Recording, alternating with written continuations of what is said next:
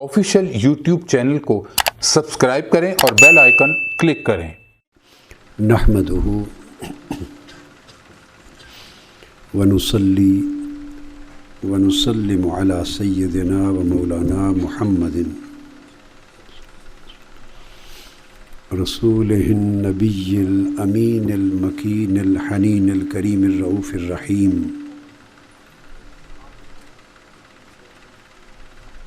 अम्मा बाद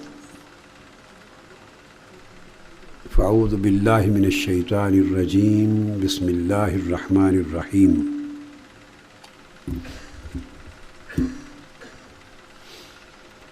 वमा उमिरू इल्ला लियअबुदुल्लाह मुखलिसीन लहुद्दीन हुनफा व युक़ीमुस्सलात व युअतुज़्ज़कात वज़ालिक दीनुल क़य्यिमा। सदक़ल्लाहु मौलाना अज़ीम।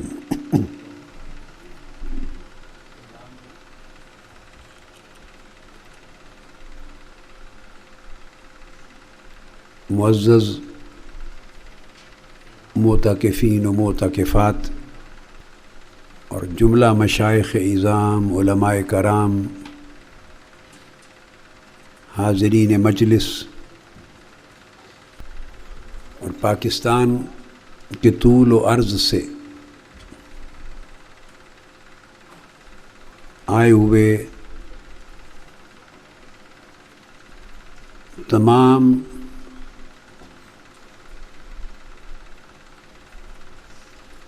मेहमानान रब्बुल इज़्ज़त। मुतकिफ़ अल्लाह का मेहमान होता है। जुमला ख़वातीन व हज़रात, और यहाँ भी मिनहाजुल कुरान लंदन के मरकज़ पर एतिकाफ़ में शिरकत करने वाली तमाम ख़वातीन व हज़रात, बरतानिया भर से और पूरे यूरोप के मुख्तलिफ़ मुल्कों से आए हुए मेहमानान गिरामी, सबको अस्सलामु अलैकुम रहमतुल्लाहि व बरकातुहू। अल्हम्दुलिल्लाह ताला आज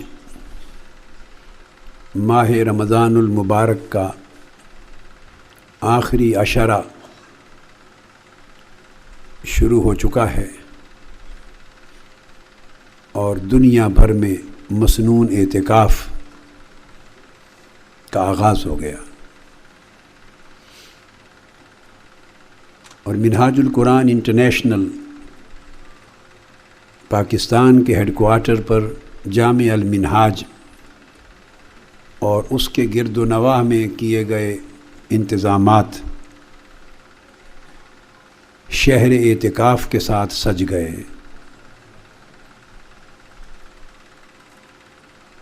और मोतकिफ़ीन और मोतकिफ़ात का एक समंदर है जो नामसाइद हालात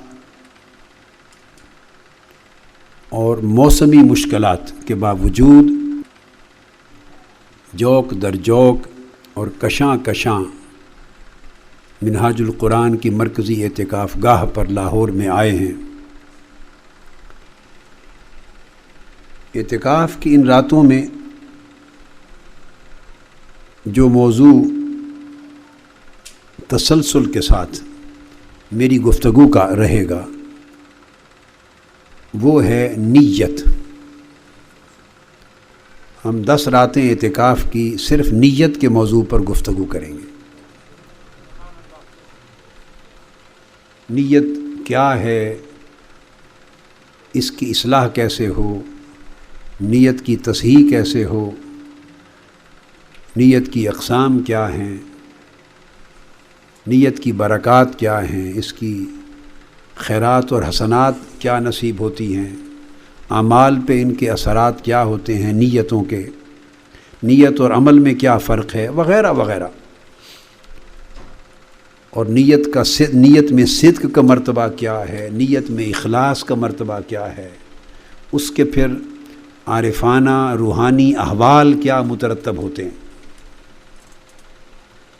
तो हमारी 10 रातों के गुफ्तगू का मौजू النیہ ہی رہے گی۔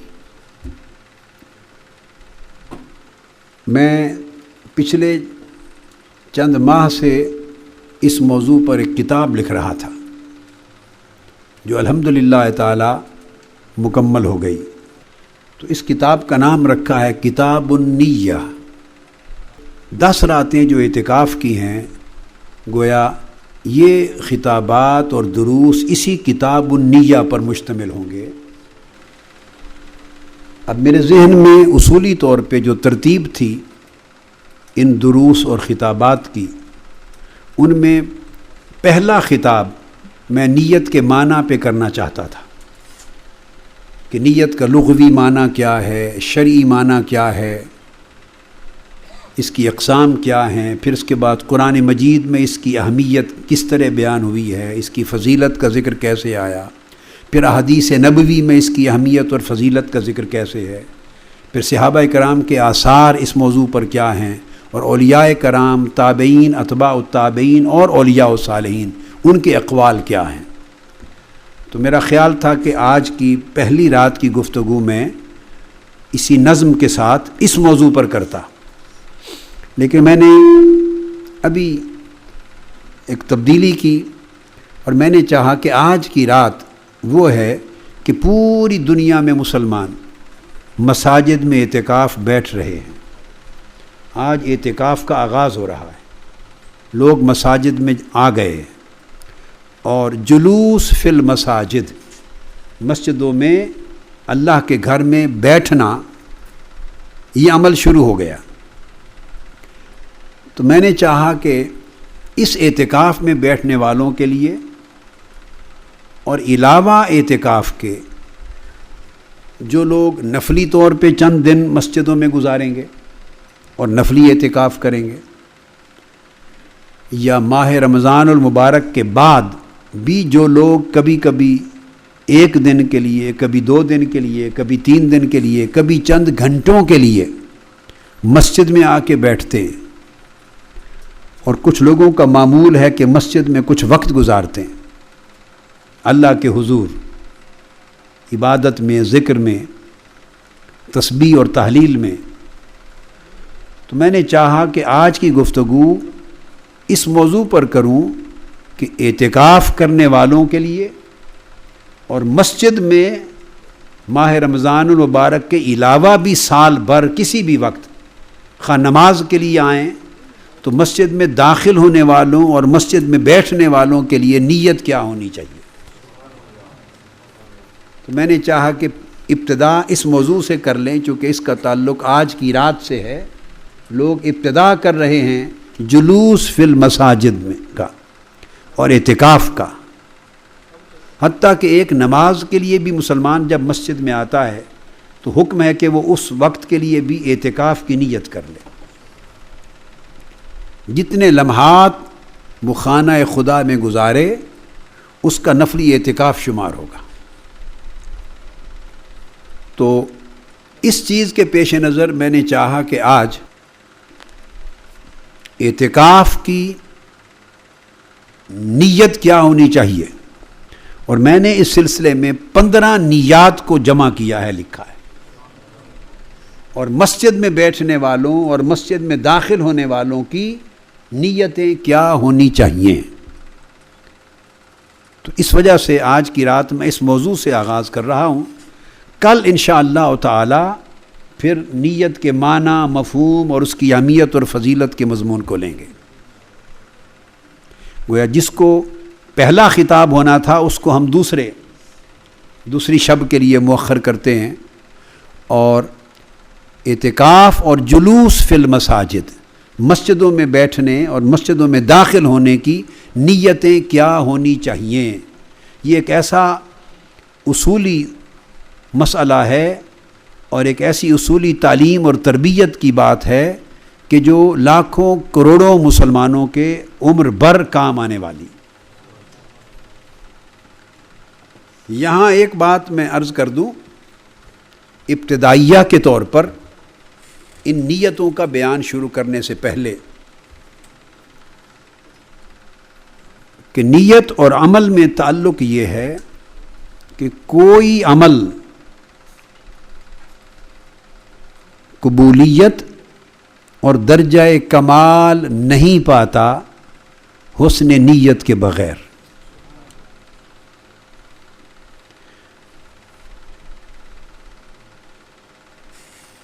اگر آپ نے اچھی اور نیک نیت کی کسی نیک کام کے کرنے کی، زندگی میں کسی بھی نیک کام کے کرنے کی نیت کی،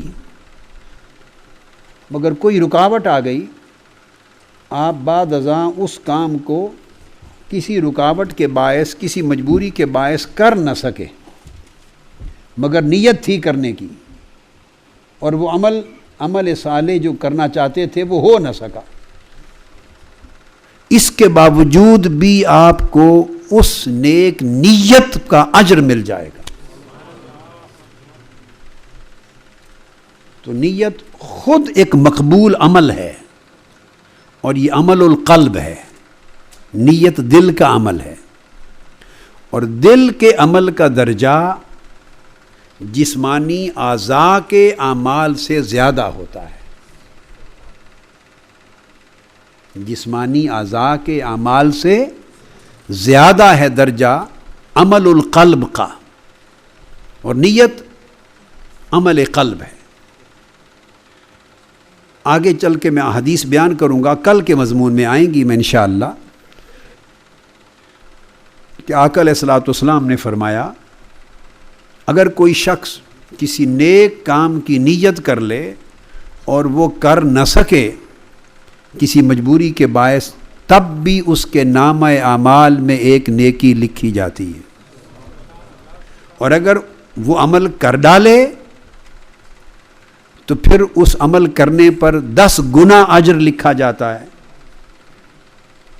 اور پھر 10 گنا اجر تو کم سے کم اس کو ملا، کہ صرف 10 گنا ہی اجر نہیں ملتا اس ایک نیک عمل پر، بلکہ کم سے کم 10 گنا اجر سے لے کر 700 سے بھی زائد گنا اجر ملتا ہے۔ یعنی کسی کو 10 گنا اجر ملتا ہے، یہ تو کم سے کم ہے۔ من جاء اعوذ باللہ من الشیطان الرجیم من جاء بالحسنۃ فلہ 10 امثالھا، جو ایک نیکی کا مرتکب ہوگا اس کو اللہ پاک اس ایک نیکی جیسی 10 نیکیوں کا اجر عطا کرتا ہے۔ یہ تو کم سے کم ہے۔ سو آپ جو بھی نیکی کرتے ہیں، آپ نے کہا الف لام میم، تو آقا علیہ السلام نے فرمایا الف بھی ایک حرف ہے، لام بھی حرف ہے، اور میم بھی حرف ہے، تو الف لام میم کی تلاوت کرنے پر آپ کو 30 نیکیوں کا اجر ملتا ہے۔ چونکہ تلاوت تو 3 حروف کی اور ہر حرف کی تلاوت ایک عمل صالح ہوا، اس پر 10 نیکیاں ملی۔ پھر لام کہا، اس کی تلاوت بھی عمل صالح ہے، 10 نیکیاں ملی۔ میم کی تلاوت بھی عمل صالح ہے، 10 نیکیاں ملی۔ تو الف لام میم کی جب آپ نے تلاوت کی، قرآن کی تلاوت سمجھ کر، تو 30 نیکیاں ملی۔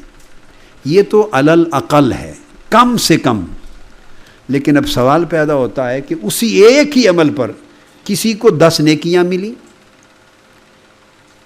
کسی کو اسی ایک عمل پہ 100 نیکیاں لکھی گئیں اس کے نامہ اعمال میں، اور کسی شخص کو اسی عمل پر 700 نیکیاں لکھی گئیں اس کے نامہ اعمال میں، اور کسی کو 700 سے بھی زیادہ بے حساب نیکیاں اس کے نامہ اعمال میں لکھی گئیں۔ اب میں ابتدائیہ کے طور پہ اس نقطے کو سمجھا کر اس مضمون کی طرف آنا چاہتا ہوں۔ تو سوال یہ پیدا ہوا کہ عمل تو وہی ایک تھا، کرنے والے مختلف لوگ ہیں، کرنے والے 5-10 مختلف لوگ ہیں، اور ہر شخص ان میں سے وہی عمل کر رہا ہے، عمل مختلف نہیں ہوا۔ ایک کو 10 نیکیاں مل رہی ہیں نامہ اعمال میں، ایک کے نامہ اعمال میں 100 نیکیوں کا ثواب لکھا جا رہا ہے، ایک کے نامہ اعمال میں 700 نیکیوں کا ثواب لکھا جا رہا ہے، اور ایک کے نامہ اعمال میں بے حد و حساب بے شمار، گنتی سے باہر، حساب و کتاب سے باہر اس کے اجر و ثواب کو لکھا جا رہا ہے۔ اب سوال پیدا ہوتا ہے کہ عمل کی کمیت میں تو فرق نہیں پڑا، عمل تو وہی ایک ہے، جو 5 آدمی یا 10 آدمی جدا جدا کر رہے ہیں، سب نے عمل ایک ہی کیا ہے، عمل صالح، مگر اجر و ثواب ہر ایک کو جدا جدا مل رہے ہیں، 10 سے لے کر ہزاروں لاکھوں گنا تک مختلف اجر مل رہے ہیں۔ تو جو عمل کی کمیت ہے، کوانٹم آف ڈیڈ، جو اس کا کوانٹم ہے، اگر اس نے 2 نفل پڑھے ہیں، اگر اس نے تھوڑی سی خیرات کی ہے، اگر اس نے مسجد کی صفائی کی ہے، اگر کسی غریب حاجت مند کی مدد کی ہے،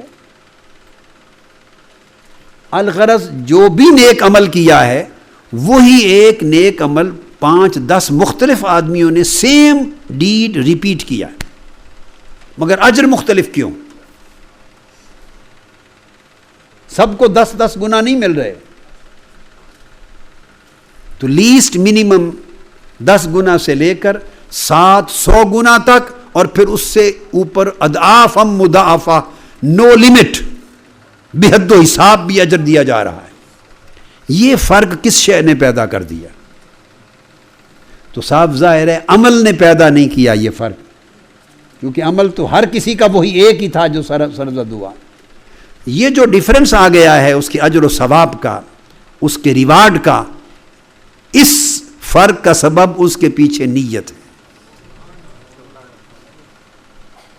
نیت ایک نور کی مانند ہے، کسی کی نیت اس عمل کے پیچھے ایک ٹمٹماتے ہوئے چراغ کی طرح ہوگی، وہ اسی قدر روشنی دے رہی ہے، اور وہ عمل اسی قدر روشنی پا کر اسی حساب سے اجر و ثواب کا حقدار بن رہا ہے۔ کسی شخص کی نیت وہ ٹمٹماتے ہوئے چراغ جیسی نہیں، بلکہ ایک لالٹین، ایک بھرپور ایک لالٹین جیسی ہوگی، پورے چراغ جیسی ہوگی جو آب و تاب کے ساتھ چمک رہا ہے۔ کسی کی نیت ایک بلب اور ٹیوب کی طرح ہوگی، کسی کی نیت فلڈ لائٹ کی طرح ہوگی، کسی کی نیت چاند 14ویں کے چاند کی طرح ہوگی، کسی کی نیت ستارے کی طرح ہوگی، کسی کی نیت سورج کی طرح ہوگی۔ تو جتنی روشنی اور نور اس کی نیت میں، قوت جو نیت کی ہے، اس نیت کے اندر جو اخلاص ہے، اس نیت کے اندر جو خالصیت ہے، پیورٹی ہے، للہیت ہے، خالصیت ہے، وہ اسی حساب سے اس نیت کے اندر نور کو بڑھاتا جا رہا ہے، اس کا اخلاص اور قوت کو بڑھاتا جا رہا ہے، اور برکت کو بڑھاتا جا رہا ہے، اور قبولیت کو بڑھاتا جا رہا ہے، اور اس کے درجہ اور رتبہ کو بڑھاتا جا رہا ہے۔ جوں جوں نیت کی قوت بڑھتی جا رہی ہے تو عمل کا درجہ اور اجر و ثواب بڑھتا جا رہا ہے۔ اس لیے یہ بھی فرمایا آقا علیہ السلام نے صحابہ کرام سے کہ جو دور تھا ان کی نیتوں کے اخلاص کا عالم بڑا مختلف تھا۔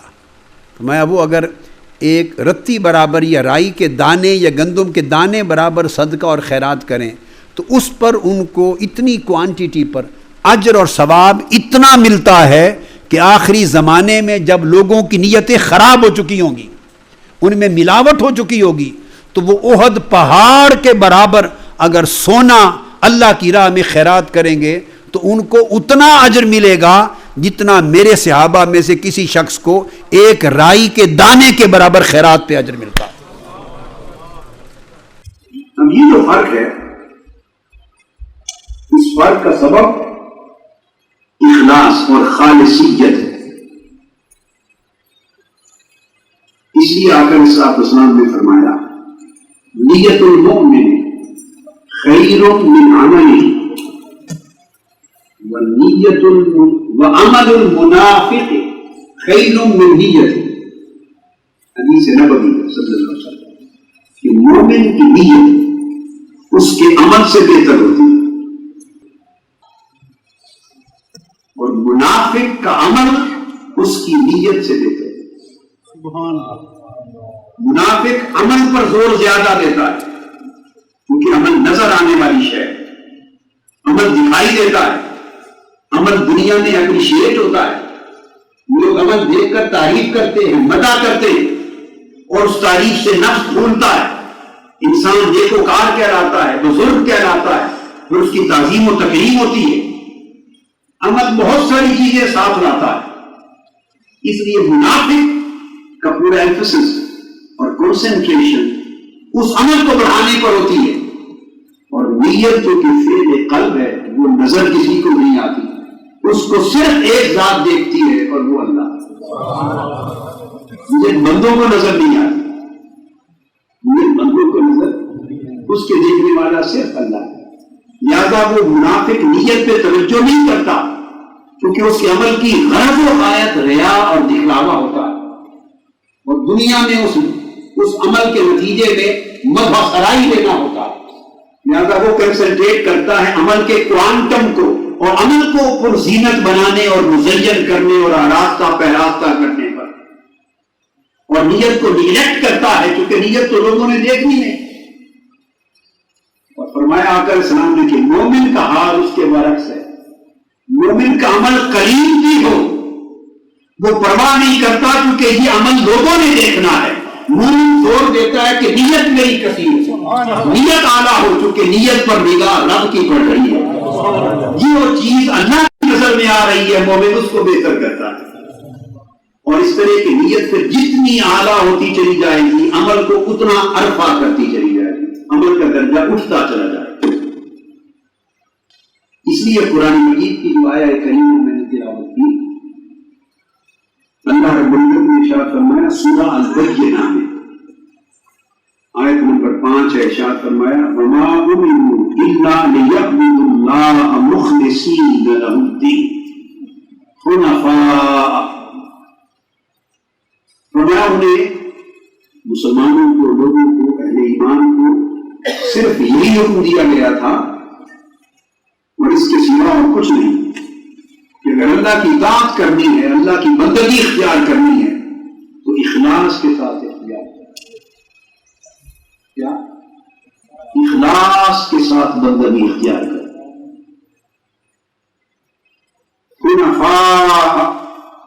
حنفاء حنیف کی جمع ہے، اور حنیف کہتے ہیں وَالَّذِي يَتَحَنَّفُ عَنِ الْأَدْيَانِ، وہ سارے مذاہب اور ادیان سے منہ پھیر کر صرف ایک سمت مولا کی طرف ہو جائے۔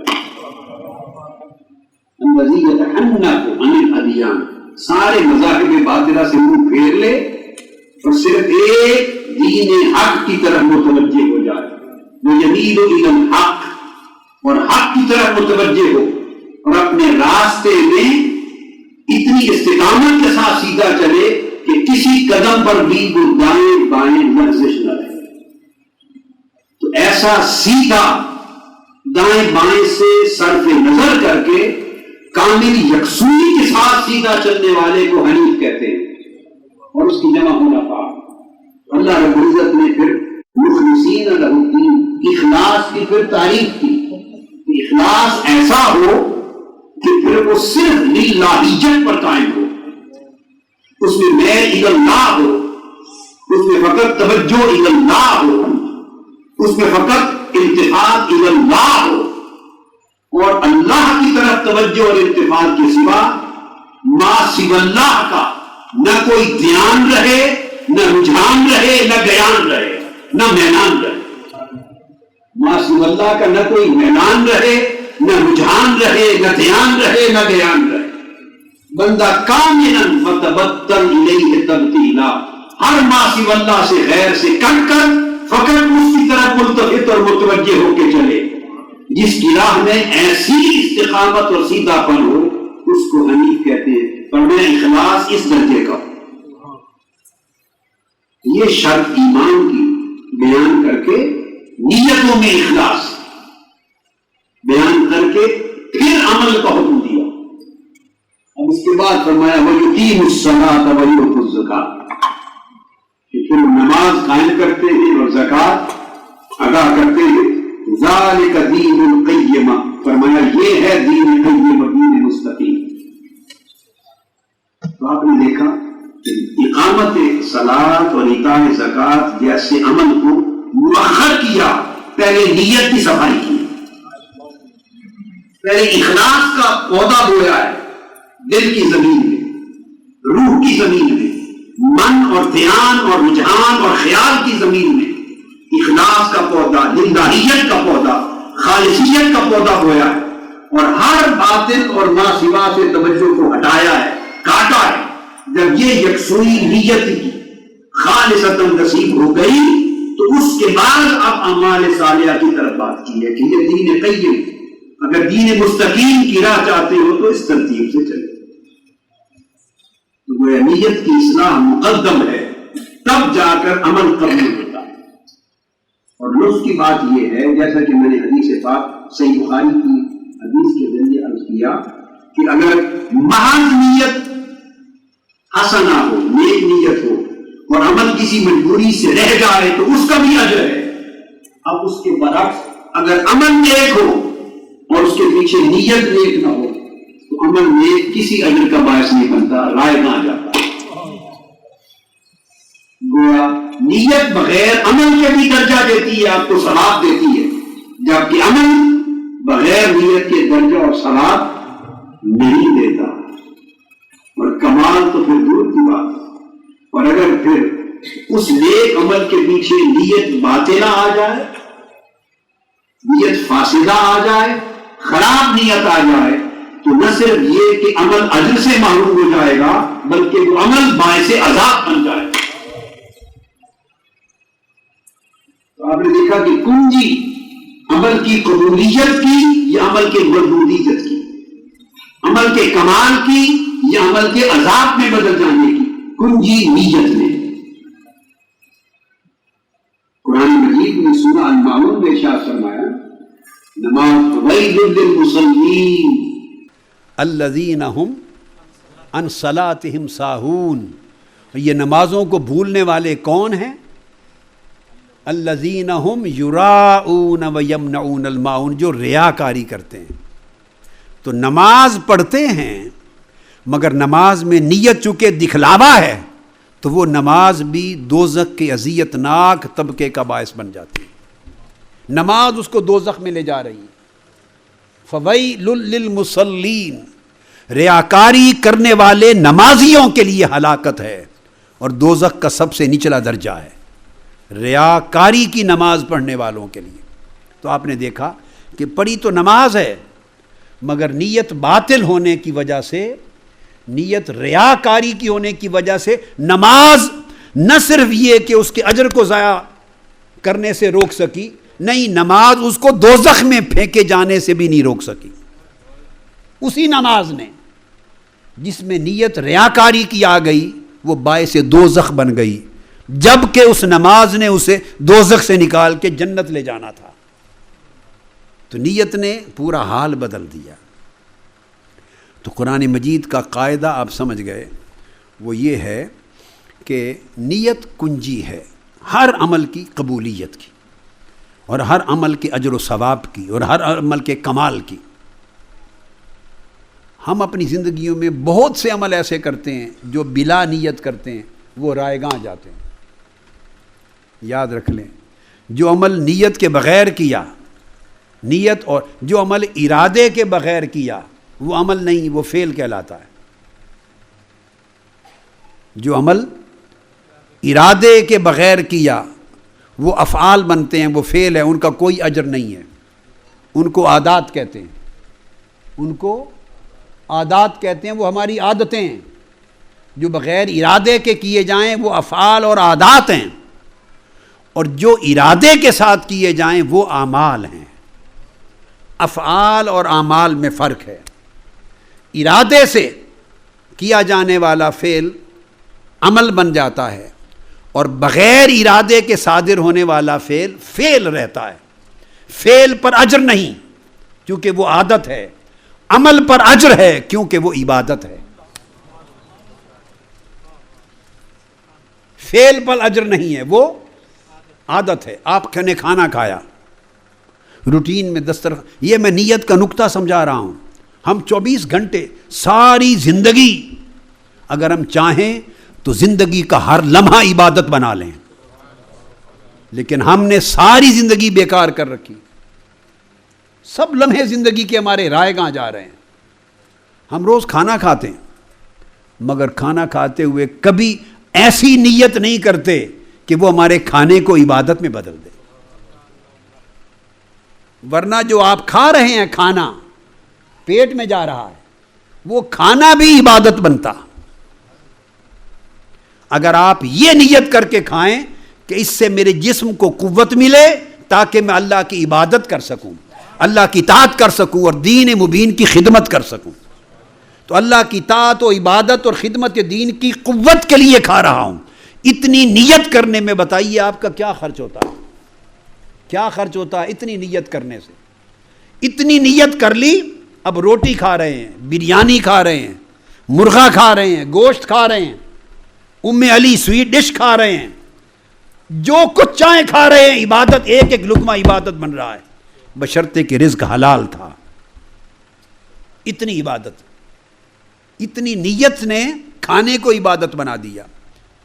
اور ہم کھاتے ہیں روز مگر کبھی نیت نہیں کی اس کی.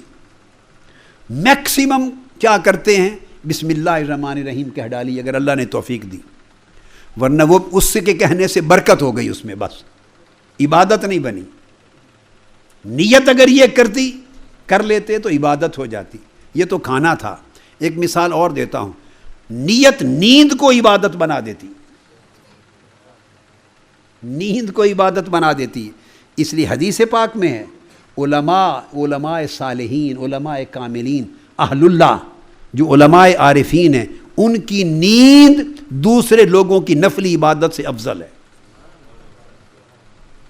کیونکہ وہ جب نیند کرتے ہیں تو اس نیت سے نیند کرتے ہیں کہ جسم کو آرام ملے اور جسم کو آرام کے باعث فریش ہو تاکہ صبح اٹھوں تو پھر اللہ کی نوکری کر سکوں, آقا کی نوکری کر سکوں, دین کی خدمت کر سکوں, عبادت و طاعت بجا لا سکوں, اور جو فرائض دین امت کی خدمت کے, دین کی خدمت کے, اللہ اور اس کے رسول کی تابعداری وفاداری کے میرے سپرد ہیں, میں فریش طاقتور جسم کے ساتھ سر انجام دے سکوں. یہ نیت کر کے سو گئے, سونے سے لے کر بیدار ہونے تک ہر لمحہ عبادت بن گیا. اور ملائکہ آپ کے سرانے بھی اور آپ کے پائنتی بھی کھڑے آپ کی بخشش کی دعائیں کرتے رہے. اب بولیے, نیت کی قوت اتنی ہے کہ اس نے آپ کی نیند کو عبادت بنا دی, چلنے پھرنے کو عبادت بنا دی, اٹھنے بیٹھنے کو عبادت بنا دی. تو ہم اپنی زندگی میں بے شمار عمل کرتے ہیں جس میں نیت ہی نہیں ہوتی, ایسے کرتے چلے جاتے ہیں, وہ ہمارے افعال اور عادات بن جاتی ہیں اور ردی کی ٹوکری میں چلے جاتے ہیں. ان کا نامہ اعمال میں کوئی فائدہ نہیں ہوگا. صرف اگر نیت کا مسئلہ سمجھ لیں, ان 10 دنوں میں 10 راتوں میں پوری زندگی بدل جائے, لمحہ لمحہ آپ کا عبادت بن جائے. جو کام کرنے لگیں بس دیکھیں کہ کام اللہ کی رضا کا ہے, اللہ کے امر کی مطابقت میں ہے, حکم رسول صلی اللہ علیہ وسلم کی مطابقت میں ہے. بس اس کو تعین کر لیں, اللہ کے حکم کے خلاف نہ ہو, کام حرام نہ ہو, مشروع ہو, اوامر میں ہو, نواہی میں نہ ہو, اور اس کی نیت اللہ کے لیے کر لیں. ہر کام جو مباحات زندگی میں سے ہے وہ عبادات بن جائیں گی. وہ عادت نہیں رہے گی, عبادت ہو جائے گی. یا تو یہ ہوتا ہے کہ ہم نیت ہی نہیں کرتے, یا یہ ہوتا ہے کہ کام کرتے ہیں مگر اس کے اندر نیت بھی کرتے ہیں اور نیت اللہ کے لیے نہیں ہوتی, خالصتاً لوجہ اللہ نہیں ہوتی. تو نتیجتاً وہ عمل اجر و ثواب سے بھی محروم رہتا ہے اور اللہ کے حضور قربت کے حصول سے بھی محروم رہتا ہے اور خدا کی رضا کے حصول سے بھی محروم رہتا ہے, کہ وہ لوجہ اللہ نہیں کرتے. دنیاوی اغراض اور مقاصد آ جاتے ہیں تو عمل باطل ہو جاتا ہے, اجر اور ثواب کا باعث نہیں بنتا اور ہمارے قلب و باطن کو نور فراہم نہیں کرتا, اندر اندھیرا ہی رہتا ہے, عمل کر کے بھی اندھیرا رہتا ہے. ایسے لوگ قیامت کے دن ہوں گے جو کھڑے ہوں گے اللہ کے حضور اور پوچھا جائے گا لاؤ کوئی عمل اللہ کے حضور, کیا کر کے آئے ہو؟ عالم اٹھے گا, کہے گا کہ باری تعالیٰ تو نے مجھے علم دیا اور میں نے تیرے علم دین کو پھیلایا لوگوں تک. اللہ نے فرمایا مجھ سے بہتر بھی کوئی نیتوں کا حال جانتا ہے. تو نے علم کی تبلیغ اور ابلاغ کیا تاکہ لوگ تجھے عالم کہیں اور تیری عزت ہو. جو تو نے چاہا جس کی نیت کی تجھے مل گیا، آج کے دن کے لیے کوئی اجر نہیں ہے۔ غنی کھڑا ہوگا، تو نے مجھے مال دیا، میں نے غریبوں پر خرچ کیا، اللہ پاک جواب دیں گے کہ تو نے اس لیے خرچ کیا کہ لوگ تجھے سخی اور غنی کہیں، اور تجھے ملتے ہوئے تیرے آگے جھکیں، عزت تیری شہر میں ہو بڑی کہ بڑا سخی، بڑا خرچ کرنے والا ہے۔ جو تو نے چاہا، جو تیری نیت تھی تجھے دنیا میں مل گیا، آج کے دن کے لیے تیرے کسی عمل کا کوئی اجر نہیں۔ تیسرا کھڑا ہوگا کہ باری تعالیٰ تو نے مجھے زندگی دی اور میں نے تیری راہ میں لوٹا دی، شہید کھڑا ہوگا، مجاہد، میں نے جہاد کیا۔ اللہ پاک نے فرمایا کہ تو نے جہاد میں ضرور گیا، مگر تیری نیت یہ تھی کہ لوگ مجھے شہید کہیں گے، میرے بچوں کے میں اندر نام ہوگا، زندہ رہ گیا تو غازی کہیں گے، مجاہد فی سبیل اللہ کہیں گے۔ تو نے نام وری اور شہرت کے لیے جہاد میں حصہ لیا، جاؤ جو تو نے چاہا مل گیا، آج کے دن کے لیے کوئی اجر نہیں۔ حکم ہوگا ملائکہ کو کہ ان تینوں کو دوزخ میں پھینک دیا جائے۔ ان باتوں کی تفصیلات آگے انشاءاللہ تعالی آئیں گی۔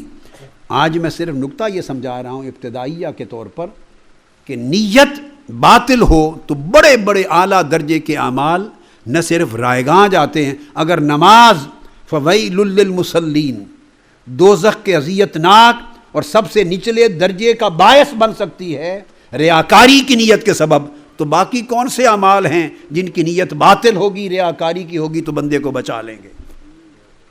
یا نیت نہیں کرتے تو عادات اور افعال رہ جاتے ہیں، اور اگر نیت ہوتی ہے تو دل کے اندر کھوٹ ہوتا ہے، خالصتاً لوجہ اللہ نہیں کرتے، کوئی غرض دنیا کی پیش نظر ہوتی ہے، اندر ایک دھوکہ ہوتا ہے، ایک مکر ہوتا ہے، ایک ہیلا ہوتا ہے۔ اور کچھ لوگ ایسے ہوتے ہیں کہ جو نیکی کی نیت بھی کرتے ہیں اور ساتھ دنیاوی مقاصد کی نیت بھی کرتے ہیں، وہ مکس اپ کر دیتے ہیں۔ تین قسمیں، اس لیے اولیاء نے اور نیت کے ائمہ نے بیان کیا کہ نیت کی تین قسمیں ہیں، نیت صافیہ یا نیت خالصہ۔ نیت صافیہ وہ ہے جو صرف اللہ کی رضا اور اس کی لقاء کے لیے، عمل صرف اللہ کی رضا اور اس کی لقاء کے لیے کیا جائے، فقط اس کے حکم کی مطابقت کے لیے کیا جائے، اللہ کی خوشنودی کے لیے کیا جائے، اور سوائے اللہ کی رضا کے کچھ مطلوب نہ۔ ایسی نیت جس عمل کے پیچھے ہوگی اس کو نیت صافیہ کہیں گے، اسے نیت صافیہ کہیں گے۔ اب یہاں ایک مثال دیتا ہوں۔ حضرت سیدنا امام احمد الرفاعی بیان کرتے ہیں کہ ایک شخص حضرت رابعہ بصری رضی اللہ تعالی عنہ سے ملا۔ آپ حج کے سفر میں تھیں، حج کے سفر میں تھیں، تو اس نے کہا کہ مجھے آپ سے بڑی محبت ہے، میں آپ کا سچا طالب ہوں اور آپ کی محبت میں گرفتار ہوں۔ حضرت رابعہ بصری رضی اللہ تعالی عنہ رک گئیں اس کی بات سن کر۔ آپ نے فرمایا سچ کہہ رہے ہو؟ اس نے کہا ہاں۔ آپ نے فرمایا اچھا ایک بات سنو، میری ایک بہن ہے، تم نے شاید اس کو نہیں دیکھا، مجھ سے بدرجہ خوبصورت ہے، اس کی حسن و جمال کی کوئی حد ہی نہیں، دیکھو ذرا مڑ کے میری بہن کو اور پھر موازنہ کرو۔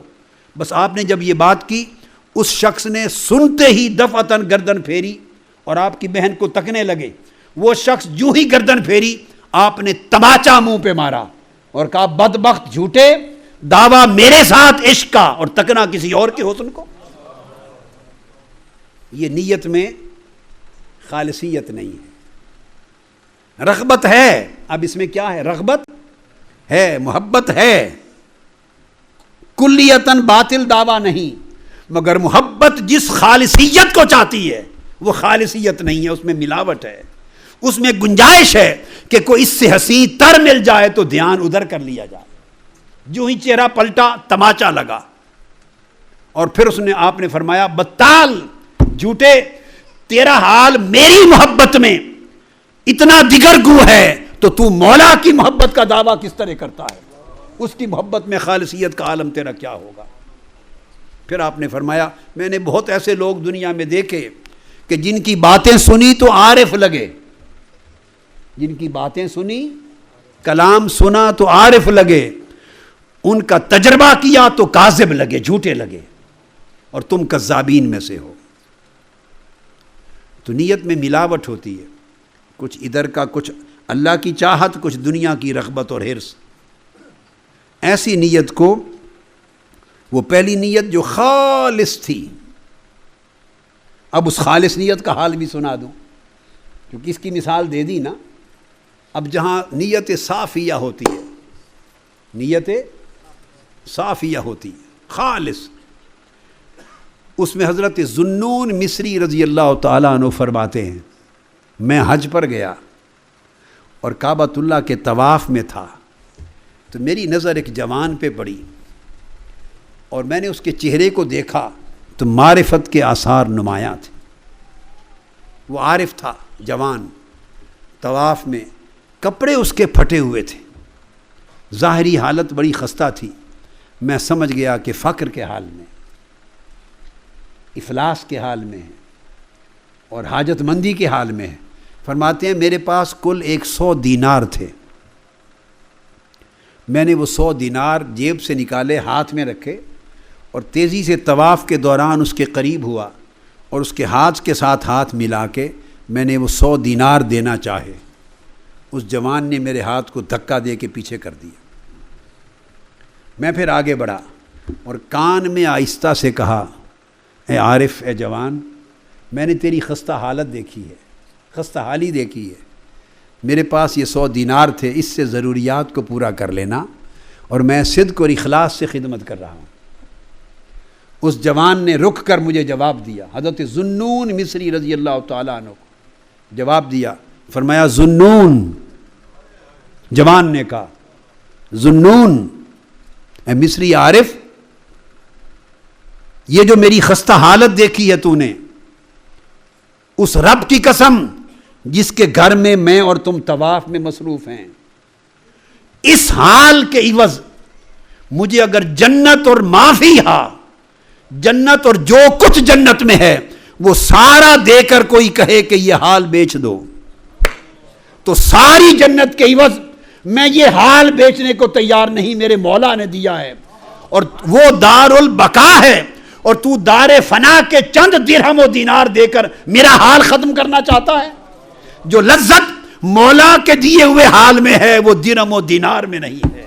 تو جو لوگ اپنے تعلق میں اللہ کے ساتھ، اپنے تعلق میں یوں خالص ہو جاتے ہیں، وہ پھر وہ لذت پاتے ہیں کہ ان کی خستہ حالی سے بہتر خوشحالی کوئی نہیں ہوتی۔ ان کو اس حال میں کیف و سرور ملتا ہے جب نیت کسی بھی عمل میں صافیہ ہو جائے تو ان کی زندگیوں سے اذیت ختم ہو جاتی ہے، ان کی زندگی میں دکھ نہیں رہتا، ان کی زندگی میں پریشانی نہیں رہتی۔ جب اذیت اور دکھ نہیں رہتا سو ان کی زندگی میں زبان پر شکوہ نہیں آتا۔ یہ ہر روز دیکھتے ہیں نا، جس کو ملو وہ شکوے کرتا ہے، جس کو ملو پریشانیاں بیان کرتا ہے، جس کی بات سنو دکھ بیان کرتا ہے۔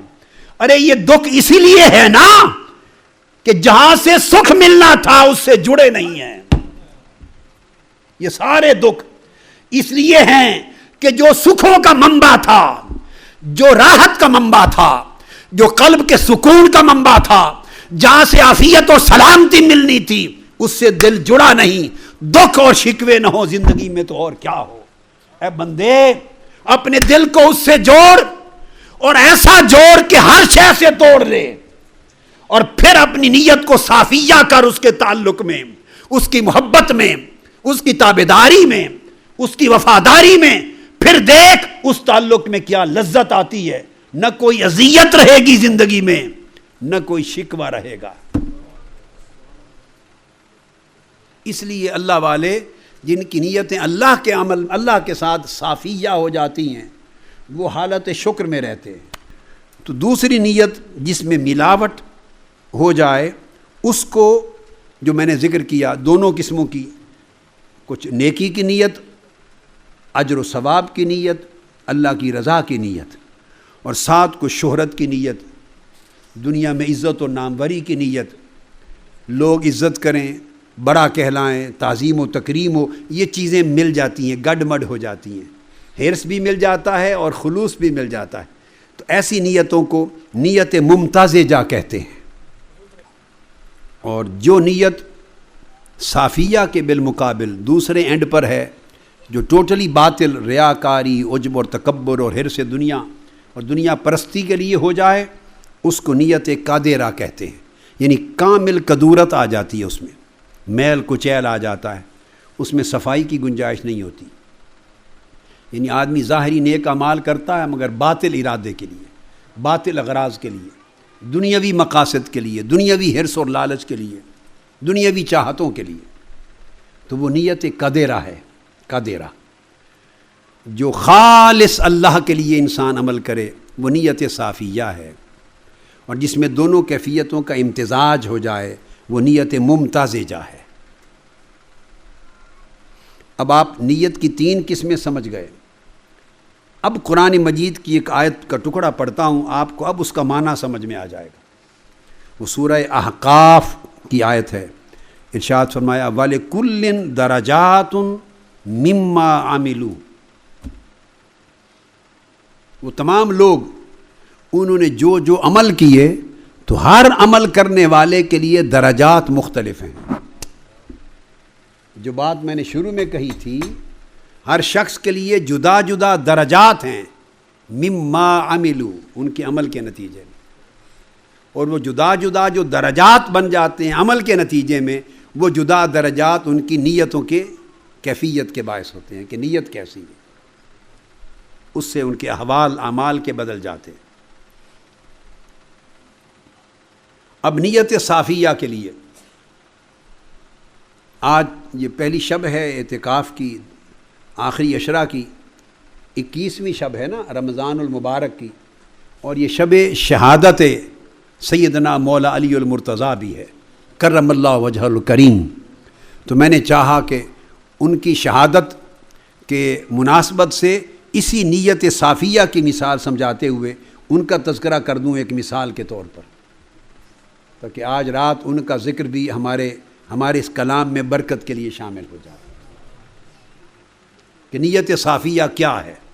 اس کی ایک تعریف آئی ہے قرآن مجید میں، اور تعریف ان کا ایک واقعہ بیان کر کے سیدنا مولا علی المرتضیٰ کرم اللہ وجہ الکریم اور سیدہ کائنات سیدۃ نساء اہل الجنہ حضرت سیدہ فاطمۃ البتول الزہرا رضی اللہ تعالی عنہ، ان دونوں نے روزے رکھے حسنین کریمین کی علالت پر. وہ بیمار ہوئے، انہوں نے منت مانی قرآن مجید میں کہ وہ شفا یاب ہوں گے تو روزے رکھیں گے. شفا یاب ہو گئے، شکرانے کے 3 روزے رکھے. اور سیدنا مولا علی المرتضیٰ کرم اللہ وجہ الکریم کے پاس اب کھانے کا بھی ان دنوں میں نہیں تھا، کہیں کچھ دن مزدوری کی اور کچھ جو لے آئے، وہ دیے سیدہ عالم رضی اللہ تعالی عنہ کو سلام اللہ علیہ. آپ نے اس سے کچھ روٹی کھانا پکایا، شام کا وقت تھا، کچھ کھجوریں رکھیں. تو جب افطار کرنے لگے تو افطار کے وقت ایک شخص آیا دروازے پر، اس نے آواز دی کہ میں یتیم ہوں اور میرے پاس کھانے کا کچھ نہیں، میں بھوکا ہوں. آپ نے جو کچھ تھا اٹھا کے ان کو دے دیا، اس کو یتیم کو دے دیا، اور خود پانی سے افطار کر لیا. پھر دوسرے دن روزہ رکھا، یہ قرآنی واقعہ ہے. دوسرے دن روزہ رکھا، پھر افطار کا وقت آیا، ایک اور شخص دروازے پر آیا، اس نے دستک دی اور کہا کہ میں مسکین ہوں، محتاج ہوں اور میں بھوکا ہوں، میرے پاس کچھ نہیں. سب کچھ اٹھا کے اسے دے دیا. یہ عمل بتا رہا ہوں، عمل، اور خود پانی سے افطار کر لی. تیسرا دن آیا، پھر افطار کے لیے جب بیٹھے تو آواز آئی کہ میں ایک قیدی ہوں اور بھوکا ہوں کئی دن سے.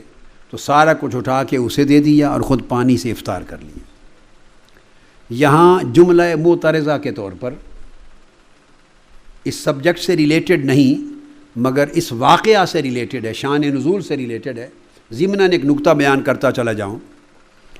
یہ جو آیت کریمہ آگے میں بیان کرنے والا ہوں اور یہ پورا واقعہ بعض لوگ کوتاہ فہمی کی وجہ سے، کم علمی کی وجہ سے، یا اہل بیت اطہار کے ساتھ محبت اور ان کی طرف طبیعتوں کی رغبت کے فقدان کی وجہ سے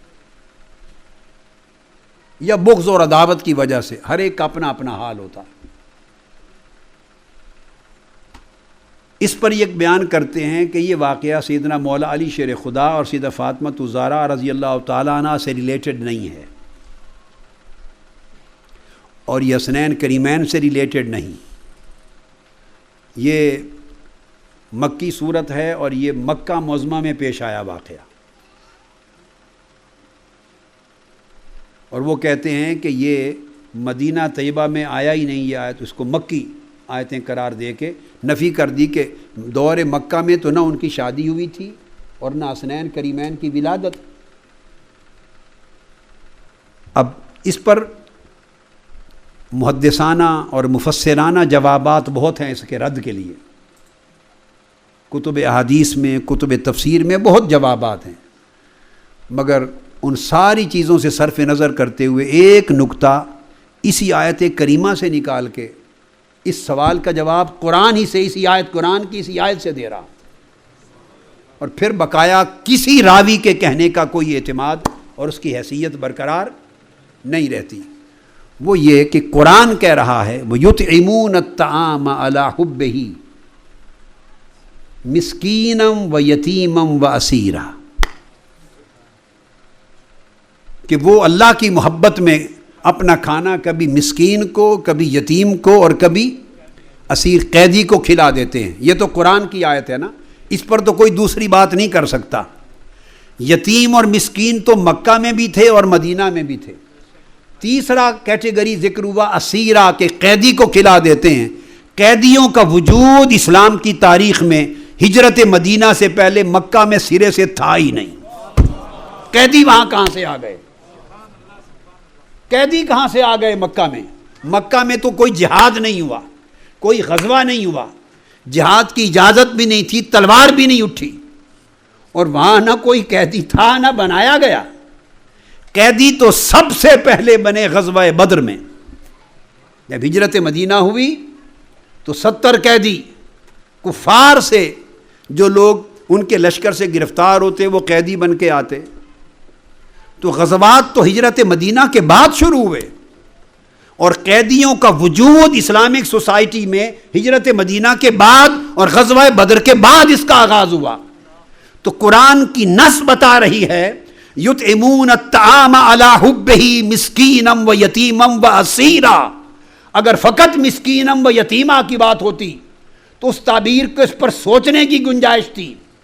ارے اب تو نص قرآنی کے مقابلے میں کسی روایت پر غور کرنے کی بھی گنجائش نہیں رہتی، کہ جب کہہ دیا کہ قیدیوں کو کھلا دیتے ہیں تو قیدیوں کا تو وجود ہی مدینہ میں تھا، اس لیے اس کا اطلاق بغیر شک و شبہ اہل بیت اطہار مولا علی شیر خدا پر اور سیدہ فاطمہ الزہرا پر اور حسنین کریمین کی شفا یابی پر شکرانے کے روزوں پر ہوگا۔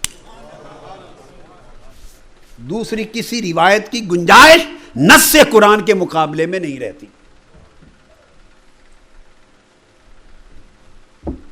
اب میں جو عرض کر رہا تھا کہ تینوں روز اپنا کھانا ان کو دے دیا، مسکین کو، یتیم کو اور قیدی کو۔ اللہ رب العزت نے اس کا تذکرہ کیا قرآن میں، اور پھر ان کی نیت کا ذکر اللہ نے کیا، نیت صافیہ کا ذکر کیا۔ اور وہ نیت صافیہ کیا؟ وہ کمال ہے۔ نیت صافیہ یہ ہوئی کہ سیدنا مولا علی شیر خدا اور سیدہ کائنات سیدہ فاطمہ الزہرا رضی اللہ تعالی عنہما وہ کہتے ہیں انما نطعمکم لوجہ اللہ لا نرید منکم جزاء ولا شکورا۔ اے مسکین اور اے یتیم اور اے قیدی، ہم نے تینوں دن اپنا کھانا آپ کو دیا اور فاقہ کیا، پانی سے افطار کیا، ہم نے صرف اور صرف لوجہ اللہ کھلایا، اللہ کے لیے کھلایا۔ کیا؟ چونکہ ایک صورت تھی نا کہ جب کسی کی مدد کی تو وہ کام کاج آپ کے کر دیں گے، کوئی تھوڑی سی ہیلپ کر دیں گے، دن بھر کے کام کاج میں ہیلپ کر دیں گے، کچھ نوکری کر لیں گے، وہ جزا دینے کے لیے۔ فرمایا نہیں، انما نطعمکم لوجہ اللہ، انما کلمہ حصر ہے، آپ کو کھانا دینے اور خود فاقہ کر لینے کا اور کوئی سرے سے نہ کوئی سبب ہے، نہ غرض ہے، نہ غایت ہے، نہ ارادہ ہے، نہ نیت ہے، صرف اس لیے کھلایا ہے لوجہ اللہ کے مولا راضی ہو جائے۔ لا نرید منکم جزاء ولا شکورا، 2 آیتیں جمع کی، آپ سے اس کا نہ کوئی بدلہ مانگتے ہیں، حتیٰ کہ شکر گزاری بھی نہیں مانگتے۔ یہ کلمہ بھی ہمارے دروازے پر نہ کہو کہ آپ کے بڑے شکر گزار ہیں، نہیں، رب کے لیے کیا ہے، تمہارے لیے نہیں کیا۔ جب نیت اللہ کے اللہ کی خاطر کیے ہوئے عمل کی اتنی خالص اور صاف اور صافیہ ہو جائے کہ اس میں کسی کی نہ جزا کی جگہ رہے، نہ کسی کے شکر مند ہونے کی گنجائش رہے، اور خالصتاً لوجہ اللہ اتنے کمال پر جا پہنچے کہ اس کی طرف سے کلمہ تشکر کی بھی آرزو نہ رہے، اور جو کچھ ہے وہ صرف مولا کی رضا کے لیے کیا ہو، تو اس نیت کو نیت صافیہ، نیت خالصہ کاملہ کہتے ہیں۔ پھر اللہ پاک ایسی نیت کے ساتھ اعمال کرنے والوں کو جنتوں اور جنتوں کے چشموں کا مالک بنا دیتا ہے۔ حضرت سیدنا ابراہیم بن ادہم رضی اللہ تعالیٰ عنہ کی خدمت میں ایک شخص حاضر ہوا، اور ایک دوسری روایت میں یہی واقعہ حضرت سلطان با یزید بستامی رضی اللہ تعالیٰ عنہ کے ساتھ بھی پیش آیا۔ یہ 2 الگ واقعات ہیں۔ سیدنا ابراہیم بن ادہم کے پاس آ کے پوچھتا ہے کہ میں نے سنا ہے کہ آپ کے پاس اسم اعظم ہے، اسم اعظم ہے، تو مجھے بھی اس کی تعلیم دے دے، مجھے بھی پتہ چل جائے اسم اعظم ہے، تاکہ جب اس کو پکاروں تو میرے بھی کام ہو جائیں۔ تو آپ نے فرمایا، نادان، اس ذات کا اسم محدود نہیں ہے، اس ذات کے لیے کوئی اسم محدود نہیں ہے۔ خل قلبک عما سوی اللہ ثم ادعو بأی اسم شئت، اپنے دل کو اور اپنی جان کو اللہ کے ما سوا سے صاف کر لے، اللہ سے ایسا تعلق رکھ کہ اس کے تعلق میں کسی غیر کا سایہ اس کا بھی گزر نہ ہو، کسی غیر کا خیال بھی نہ آئے، ما سوی اللہ کا دھیان بھی نہ آئے، اس کے عمل میں ایسی نیت رکھ، اور اس کی طاعت، اس کی رضا جوئی میں ایسی نیت رکھ، اور اس کے ساتھ تعلق میں ایسی نیت صافیہ رکھ کہ اس کے غیر کی کوئی گرد بھی کبھی بھولے سے ادھر نہ آئے، اور تیرے مولا کی رضا کے درمیان کوئی حجاب نہ ہو۔ جب تو اپنا دل اللہ کے ما سوا سے خالی کر دے گا، جس نام سے چاہے رب کو پکار، وہی اسم اعظم ہے۔ فرمایا چاہے مشرق سے مغرب تک اڑتا چلا جا، ہر اسم اعظم ہے، جو نام پکارے گا اسی سے کرامت ہوگی۔ تو کرامت نام میں نہیں رکھی، دل کو رب کی خلوت گاہ بنانے میں رکھی ہے، دل کو رب کے لیے صاف کرنے میں کرامت رکھی ہے کہ اے بندے، تیرا دل مولا کے لیے کتنا خلوت کدہ بنا ہے، مولا کے لیے کتنا خالی ہے، کتنی جگہ، کتنا روم تو نے دیا ہے مولا کی محبت کو، کتنی سپیس دی ہے قلب و باطن میں، اپنی چاہت میں، اپنی رغبت میں، اپنی طلب میں، مولا کو، اللہ کے تعلق کو کتنا خالصتاً لوجہ اللہ ہوا ہے۔ جو ما سوا سے تیرا دامن، تیرے دھیان کا دامن، تیری رغبت کا دامن، تیرے حرص و لالچ کا دامن جو چھوٹتا جائے گا، اور تیرا التفات سوئے خدا جو کامل ہوتا چلا جائے گا، ہر اسم تیرے لیے اسم اعظم بنتا چلا جائے گا۔ تو نیت جب صافیہ ہو جاتی ہے تو پھر بندے کے احوال بدل جاتے ہیں۔ اب یہاں دوسری چیز جو ذہن نشین کرنے والی وہ یہ کہ نیت پہ جو ہم زور دے رہے ہیں، اس کو بنیادی طور پہ ذہن میں رکھ لیں کہ اس نیت کو خراب کرنے والے، نیت کو خراب کرنے والے، اس نیت کو برباد کرنے والے، نیت کو ہلاک کرنے والی 2 چیزیں جو نیت کو فاسد کرتی ہیں، جو ہماری نیت کو خراب کرتی ہیں اور پھر سارے اعمال برباد ہو جاتی ہیں۔ ایک شے ہمارے خارج میں ہے، ایک شے ہمارے داخل میں ہے۔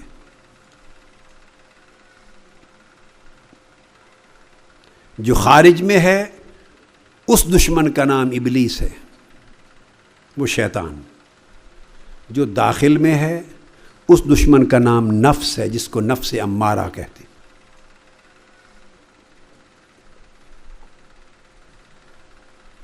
اور ان دونوں کا کام یہ ہے کہ یہ وسوسہ اندازی کر کے اور اپنے انفلوئنس کے ذریعے ہمارے رجحانات کو بدلتے ہیں۔ جو بھی عمل زندگی میں ہم کرنا چاہتے ہیں اس کے پیچھے کار فرما خیالات کو بدلتے ہیں، ہمارے دھیان کے رخ کو تبدیل کرتے ہیں، ہماری نیتوں کو گدلا کرتے ہیں، خراب کرتے ہیں۔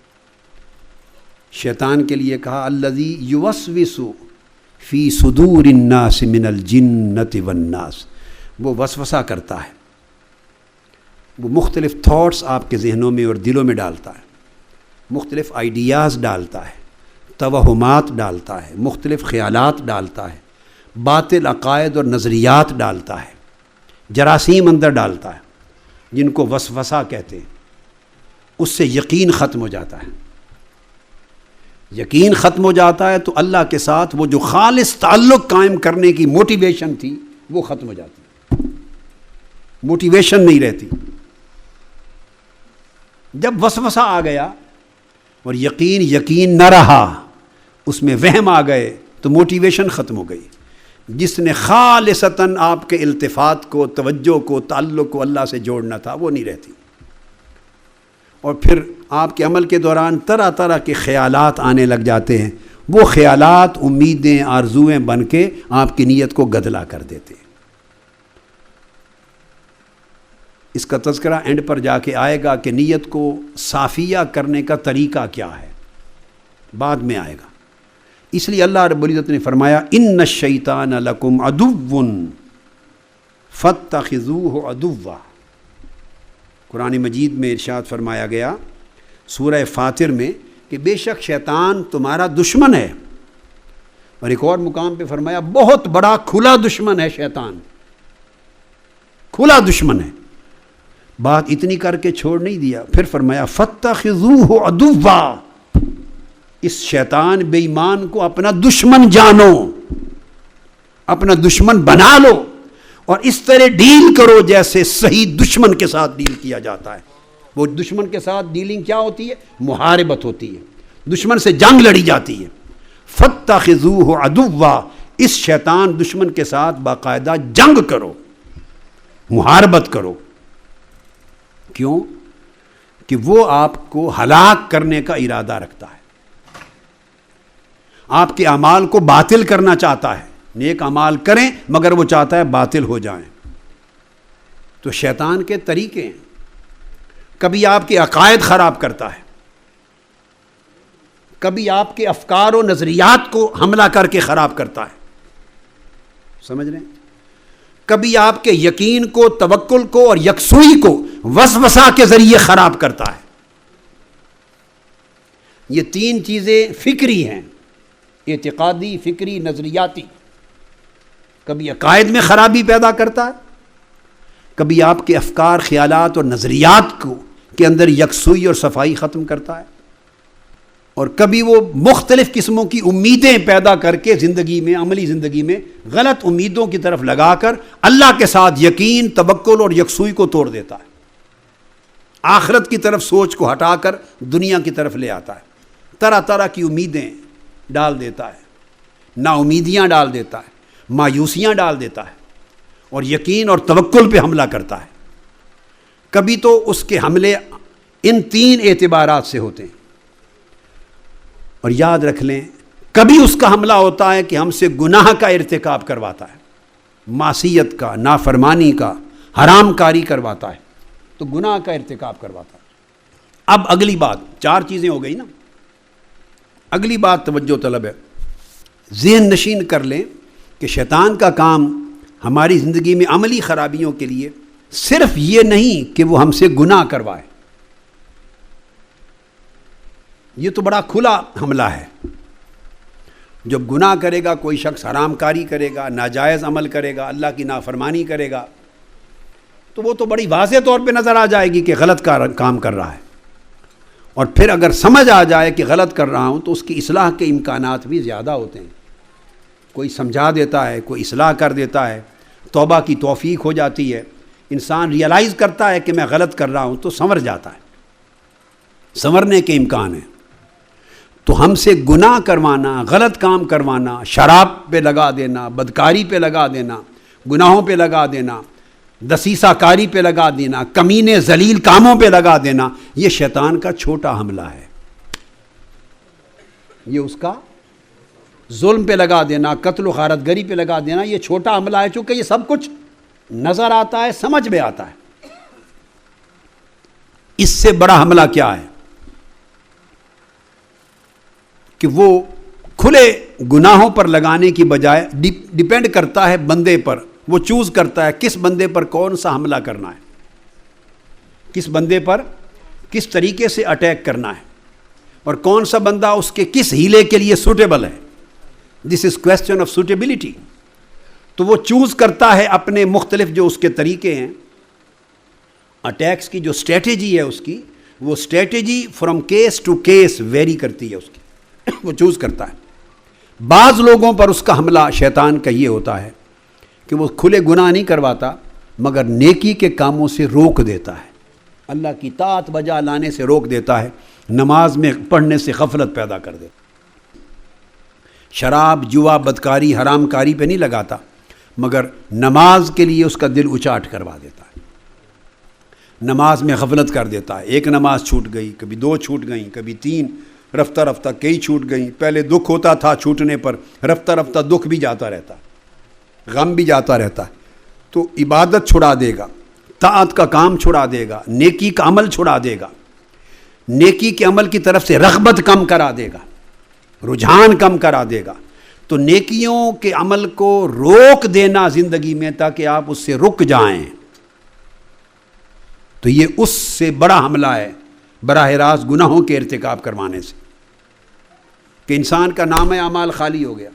ایک بیسک نقطہ یاد رکھ لیں، شیطان کا مقصود، اس کی غرض، اس کا آبجیکٹو، ایم اور آبجیکٹو گناہ کروانا نہیں ہے، یاد رکھ لیں، اس کا آبجیکٹو آپ کو اپنے ساتھ دوزخ میں لے جانا ہے۔ اس نے قسم کھائی تھی اللہ کی بارگاہ میں کہ میں تیرے بندوں سے جہنم کو بھر دوں گا، اتنے لوگوں کو جہنم لے جاؤں گا کہ جہنم بھر دوں گا۔ یاد رکھ لیں کہ محض گناہ کروانا شیطان کا ایم اور آبجیکٹو نہیں ہے، وہ کئی طریقوں سے اپنے مقصد کو، اپنے آبجیکٹو کو پورا کرتا ہے۔ اس کو آبجیکٹو ہے دوزخ میں لے جانا، خواہ وہ گناہ کروا کے لے جائے، خواہ بد عقیدہ کروا کے لے جائے، اور بھلے ساری زندگی نمازیں پڑھیں، روزے رکھیں، تبلیغیں کریں، مدرسے بنائیں، امر بالمعروف نہی عن المنکر کریں، شریعت کی رٹ لگائیں ساری زندگی، مگر رسول پاک کا ادب دل سے ختم کر دیں، آقا کی محبت ختم کر دیں، آقا کا ادب، محبت، تعظیم و تکریم ختم کر دیں، حیا رسول کا ختم کر دیں، اس کا کام ہو گیا۔ باپ ساری زندگی نمازیں پڑھیں، یہاں موٹے کالے نشان ماتھے پر بنا دے، اس کا کیا جاتا ہے، پڑھتے پھرے نمازیں، اسے پتا ہے کہ میں نے اس شخص کو بد عقیدہ کر دیا ہے، اس کی بد عقیدگی اس کو جہنم کا ایندھن بنا جائیں گی، نمازیں کسی کھاتے میں نہیں شمار ہوں گی۔ وہ سارا کچھ کروائے آپ سے، نماز پڑھیں، روزے کریں، مدرسے بنائیں، تبلیغ کریں، کتابیں لکھیں، داڑیاں رکھیں، سب کچھ کریں، مگر حضور کی اہل بیت کی محبت کی نکال دے آپ کے دل سے، اہل بیت محمد صلی اللہ علیہ وسلم کی محبت دل سے نکال لے، ان کا بغض ڈال دے، ان سے نفرت ڈال دے، عداوت ڈال دے، آپ کا ایمان برباد ہو گیا، آپ جہنم کا ایندھن ہو گئے۔ سارا کچھ کرے، حضور کے صحابہ کرام کی عداوت اور بغض ڈال دے آپ کے دل میں، آپ صحابہ کرام کو سب و شتم کریں، ان کو کافر کہیں، ان کو منافق کہیں، ان سے نفرت کریں، سب و شتم کریں، سب کچھ برباد، آپ کو جہنم کا ایندھن بنا دیا اس نے۔ اللہ کے محبوب مقرب بندوں اولیاء صالحین سے نفرت پیدا کر دے، دل میں عداوت پیدا کر دے، بد عقیدگی کی ایک شکل ہے، سب کچھ برباد ہو جائے گا، کیونکہ اللہ نے کہا جو میرے ولی کا دشمن ہے میرا اس کے ساتھ اعلان جنگ ہے، اس نے یہی جنگ کروانی تھی، کرا دی۔ تو شیطان کا صرف ایک طریقہ نہیں ہے، اس کا الٹیمیٹ آبجیکٹو ہے جہنم بھرنا، دوزخ میں لے جانا۔ اس کے 1000 حربے جو چاہے استعمال کر لے، دنیاوی حربہ استعمال کرے، دین کے نام پر بھی حربے استعمال کر سکتا ہے، آخرت اور دین کے نام پہ دنیا کمائے کوئی شخص، لوٹ مار کرے، اس کا کام ہو گیا، وہ جہنم کا ایندھن بن گیا۔ لوگوں کو واعظ کرے، عمل اس کے مخالف کرے، لما تقولون ما لا تفعلون، دوزخ کی آگ کی کینچی سے اس کی زبان کٹ گئی، شیطان کا کام ہو گیا، اس کے واعظ بھی گئے، سب کچھ گئے۔ تو شیطان کے بڑے ہیلے ہیں۔ تو ایک میں نے عرض کیا کہ عبادات اور طاعات سے بندے کو روک دینا، ایک یہ بھی ہیلا ہے، اور ایک اس سے بھی بڑا ہیلا ہے، اس سے بھی بڑا حملہ ہے شیطان کا، سب سے خطرناک حملہ، اور وہ یہ کہ عبادات سے بھی نہ روکے، نماز بھی کہیں پڑھو، روزہ بھی رکھو، حج بھی کرو، زکوٰۃ بھی دو، صدقہ بھی کرو، خیرات بھی کرو، تبلیغ کرو، سب نیک کام کرو، کرنے دے، نہ چھیڑ چھاڑ کرے، مگر کیا کرے؟ ان سارے نیک اعمال کے پیچھے آپ کی نیت کو خراب کر دے، نیت فاسدہ ہو جائے، نیت قدرہ ہو جائے، نیت باطلہ ہو جائے۔ نماز پڑھیں، جی بھر کے پڑھیں، مگر نیت میں ریا ڈال دیں، نماز جی بھر کے پڑھیں مگر اندر عجب ڈال دیں، تکبر ڈال دیں، کبر ڈال دیں، حسد ڈال دیں، حقد ڈال دیں، اندر عداوت ڈال دیں، بغض اور عناد ڈال دیں، اللہ کے بندوں کے ساتھ نفرت ڈال دیں، سارے اعمال برباد گئے۔ تو یہ سب سے بڑا خطرناک حملہ ہے کہ دیکھنے سے پتہ بھی نہ چلے کہ یہ آدمی برا ہے، اس کی شکل دیکھیں تو نیک لگے۔ وہ جو ذوالخویسرہ تمیمی تھا، جو صحیح بخاری صحیح مسلم کی متفق علیہ حدیث میں، جس نے آقا علیہ السلام کی بارگاہ میں کھڑے ہو کے حضور کو کہا تھا اتق اللہ، اے محمد صلی اللہ علیہ وسلم اللہ سے ڈرو، یعنی بدبخت آقا علیہ السلام کو بھی تقویٰ کا سبق دے رہا ہے، لینگویج اس کی تقویٰ ہے۔ آپ ذرا دیکھیے، جو بولی بول رہا ہے وہ تقویٰ کی بولی بول رہا ہے، حضور کو سبق سکھا رہا ہے کہ تقویٰ اختیار کرو، اللہ سے ڈرو۔ اور دوسری حدیث میں حضور علیہ السلام کو کہتا ہے اے دل عدل کرو، یعنی کہہ کیا رہا ہے؟ کو برا کلمہ کہا ہے؟ بولیے، عدل کی بات کی، تقویٰ کی بات کی، مگر خرابی کیا کی؟ حیا ختم کر دیا رسول پاک صلی اللہ علیہ وآلہ وسلم کا، کہ جس ذات کو عدل کرنے کا کہہ رہے ہو ان کے قدموں کی دھول سے تو عدل پیدا ہوا ہے کائنات میں۔ جس ذات پاک کو تقویٰ اختیار کرنے کی بات کر رہے ہو بدبخت، اس ذات پاک کے جوڑوں کے صدقے سے کائنات کو تقویٰ نصیب ہوا ہے۔ تو حیا ختم کر دیا، تعظیم ختم کر دی، بولی عدل اور تقویٰ کی رکھی۔ آپ میری بات کو سمجھیں نا، داڑھی بھی ہے، پہنچے شلوار کے، ازار کے، قمیض پنڈلی تک بھی ہے، نماز ہے، قرات قرآن ہے، تلاوت قرآن ہے، روزے ہیں۔ آقا علیہ السلام نے فرمایا اس کی نسل سے وہ لوگ ہوں گے کہ تمہیں اپنی اے صحابہ کرام، تمہیں اپنی نمازیں ان کی نمازوں کے مقابلے میں چھوٹی نظر آئیں گی، تمہیں اپنے روزے ان کے روزوں کے مقابلے میں چھوٹے نظر آئیں گے، تمہیں اپنی تلاوت قرآن ان کی قرات قرآن کے مقابلے میں چھوٹی نظر آئے گی، مگر ان کا قرآن اور کچھ بھی حلق سے نیچے نہیں اترے گا۔ یمرکون من الدین کما یمرک السہم من الرمیہ، دین سے اس طرح خارج ہوں گے جس طرح تیر شکار سے خارج ہوتا ہے۔ تو دیکھنے سے کچھ پتہ نہیں چلے گا، دیکھنے سے۔ حضرت عبداللہ ابن عباس فرماتے ہیں، حضرت جندب روایت کرتے ہیں کہ جب مولا علی شیر خدا کے خلاف خوارج کی جنگ ہو رہی تھی اور سیدنا علی المرتضیٰ نے ہمیں بھیجا خوارج کی طرف پیغام دے کر جنگ لڑنے کے سے پہلے، تو کہتے ہیں کہ یہ متزلزل ہو گئے ان کی تہجد گزاری دیکھ کر، ان کے ماتھوں پر سجدوں کے نشان دیکھ کر، عبادت کی کثرت کے ساتھ ان کے سوکھے ہوئے ہاتھ دیکھ کر، وہ تنا کھڑے تلاوت قرآن میں مشغول ان کا حال دیکھ کر وہ لگتے کہ اگر مولا علی شیر خدا کی زبان سے یہ سنا نہ ہوتا، کہ انہوں نے فرمایا میں نے خود آقا کی زبان سے یہ سنا کہ دین سے خارج ہوں گے، اگر ان کی یہ شہادت نہ ملی ہوتی تو ہم ان کو ولی سمجھتے۔ ظاہری حال یہ تھا، مگر ان کا دین برباد کر دیا، دوزخ کا ایندھن بنا دیا۔ تو شیطان کے ایسے حملے بھی ہوتے ہیں۔ تو میرا مطلب کہ ظاہری اعمال ان کے اسی طرح رہنے دیتا ہے، مگر ان کے اندر فتنہ داخل کر دیتا ہے، ان کی نیتوں میں، ان کے عقائد میں، اور اس طرح اخلاق سیئہ داخل کر دیتا ہے، مغرور کر دیتا ہے، اور ان کو مکر زدہ کر دیتا ہے، عبادت نہیں رہتی۔ تو تو یاد رکھ لیں کہ شیطان کی غرض صرف یہ نہیں کہ آپ سے معصیت کاری کروائے، معصیت میں ڈالے، گناہ میں ڈالے. اسے حاجت نہیں ہے کسی ایک ہیلے کی کہ آپ سے ضرور گناہ کروائے، نہیں، اس کی حاجت ہے آپ کو جہنم لے جانا.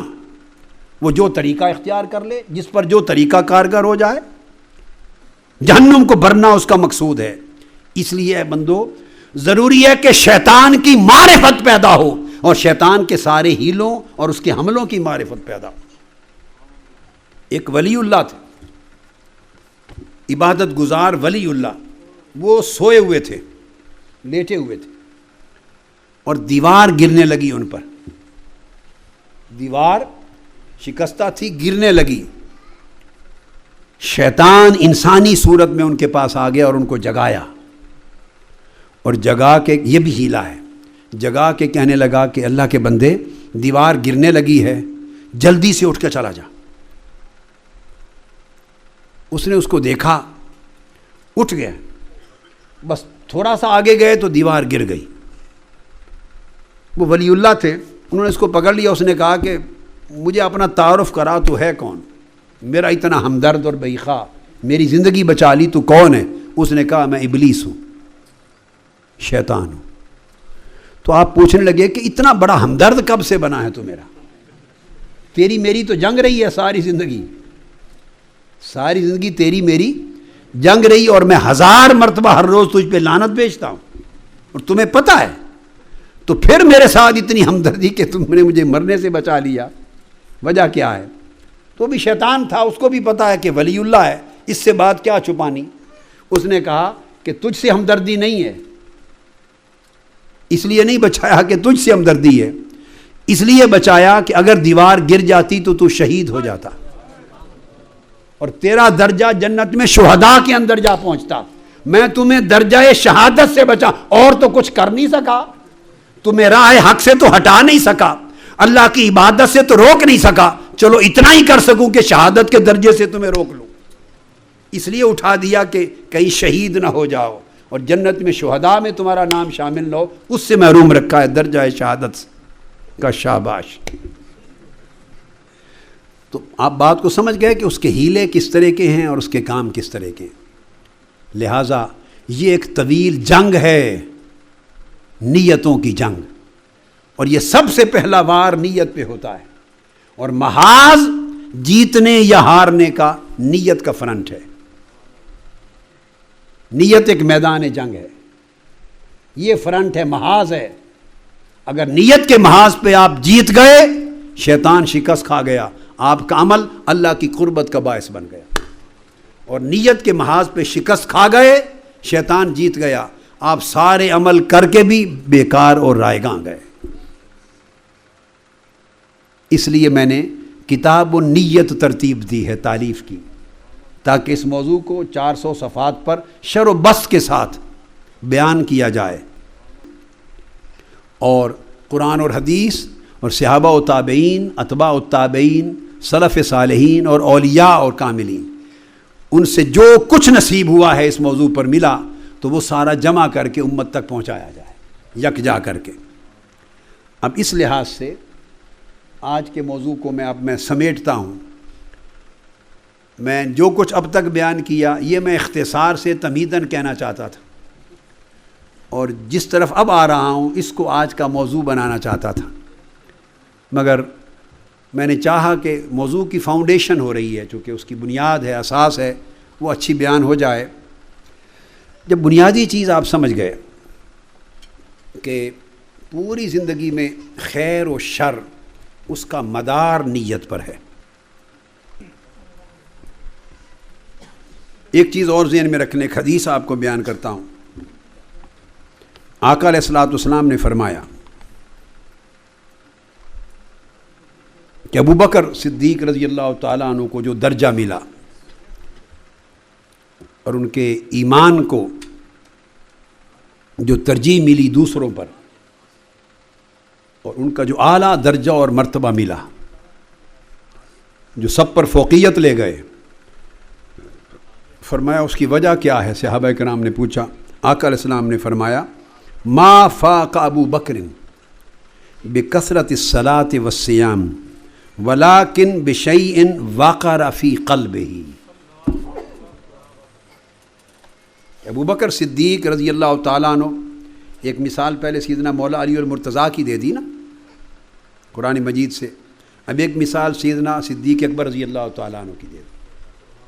فرمایا ان کے ایمان کو جو یہ اعلیٰ درجہ فضیلت فوقیت ملی، اور ایک اور حدیث میں تذکرہ آتا ہے کہ جنت میں اونچے مقامات ملے، اور ایک اور حدیث میں اولیاء اور ابدال کا ذکر آتا ہے، ان کو جو اعلیٰ مراتب اور درجات جنت میں ملیں گے۔ مختلف موضوعات پہ آقا علیہ السلام نے بات کی، یہاں سیدنا صدیق اکبر رضی اللہ تعالیٰ عنہ کی فرمایا یہ ترجیح اہل ارض پر، اہل زمین پر ان کو ایمان کی اتنا بڑا جو فوقیت کا مرتبہ ملا، اس کی وجہ کثرت صوم و صلاۃ نہیں ہے۔ یہ نہیں کہ ان کی نمازیں اور ان کے روزے زیادہ تھے، نہیں، ولیکن بشیء وقر فی قلبہ، وہ ایک خاص حالت اور کیفیت کے باعث جو ان کے دل کے اندر مسکون تھی،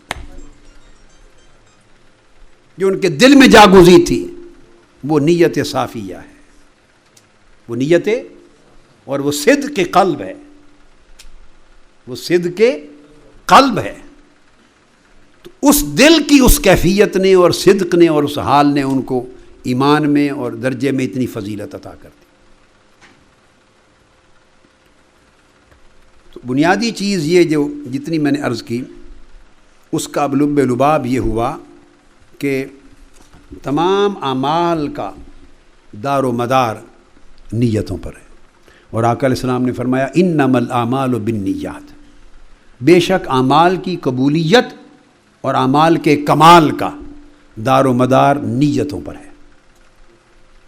لہٰذا 10 دن اس پر محنت کرائیں گے اور پھر یہ پوری دنیا میں سبق چلے گا انشاءاللہ کیو ٹی وی کے ذریعے کہ ہمارے شر کی بنیاد ہی نیت کی خرابی ہے، اور ہماری زندگی میں خیر کی ابتدا ہی نیت کی اصلاح سے ہوگی۔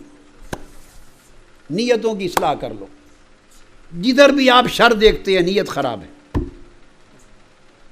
اب پاکستان کے حالات سنور نہیں سکتے کیونکہ نیتیں صحیح نہیں ہیں۔ امت کی قیادت تباہ حال ہے کیونکہ جن کے ہاتھ میں زمام کار ہیں ان کی نیتیں درست نہیں ہیں، ان کے آقا اور مولا اللہ نہیں اور اللہ کے رسول نہیں، انہوں نے آقا مولا کسی اور کو بنا رکھا ہے، اور ہوائے نفس کے پجاری ہیں۔ ہر خیر کا مبدا بھی نیت ہے اور ہر شر کا مبدا بھی نیت ہے۔ اس لیے آج اعتکاف کا آغاز ہوا تو میں نے اپنی کتاب النیہ میں جمع کیا 15 نیتوں کو اعتکاف بیٹھنے والوں اور اللہ کے گھروں میں مسجدوں میں ماہ رمضان مبارک کے علاوہ بھی آنے اور بیٹھنے والوں، جب اللہ کے گھر میں داخل ہو اور اعتکاف بیٹھو یا مسجد میں آؤ تو 15 نیتوں کو جمع کر لو۔ ایسا ہوتا ہے کہ عمل ایک ہی ہے، عمل مگر خالصتاً لوجہ اللہ کرتے ہوئے اس میں زیادہ نیتیں کر سکتے ہیں، ہو ہر نیت خالصہ اور صافیہ، ہر نیت اللہ کے لیے ہو۔ تو اگر آپ نے 15 نیتیں بھی کر لیں ایک عمل میں تو گویا آپ کو 15 اعمال کا ثواب ملے گا، اس ایک عمل کے ذریعے 15 جدا جدا اعمال کا ثواب ملے گا۔ پھر ہر عمل پر اگر کم سے کم بھی اجر ملا تو 10 گنا ملے گا، تو 150 اعمال صالحہ کا اجر ملے گا، 150 اعمال صالحہ کرنے کا اجر ملے گا فقط ایک عمل صالح پر اگر 15 نیک نیتیں کر لیں۔ تو یہ اجازت ہے کہ ایک عمل میں کئی نیتوں کو شامل کر لیں تاکہ نور علی نور ہوتا چلا جائے۔ اب اعتکاف مسجد میں جب بیٹھیں تو پہلی نیت تو اس کی یہی کریں کہ اعتکاف بیٹھ رہا ہوں، پہلی نیت تو یہ کریں کہ اعتکاف بیٹھ رہا ہوں، اور اعتکاف بیٹھتے ہوئے تو ایک نیت تو کر لیں اعتکاف کی، خواہ آپ سال بھر کسی وقت کی نماز پڑھنے بھی مسجد میں داخل ہوں تو داخل ہوتے ہی اعتکاف کی نیت کر لیں، جتنی دیر ٹھہرنا ہے نیت اعتکاف کر لیں۔ اور اعتکاف کیا ہے؟ یہ خلوت مع اللہ ہے. ہائے ہائے، بس مسجد میں آئیں تو سمجھو یہ اللہ کیا خلوت قضا ہے، اللہ کے ساتھ خلوت کرنے آئے ہیں، اللہ کے ساتھ تنہائی میں بیٹھنے آئے ہیں، اللہ کے حضور تنہائی میں کچھ باتیں کرنے آئے ہیں. اب تھوڑا سمجھا رہا ہوں.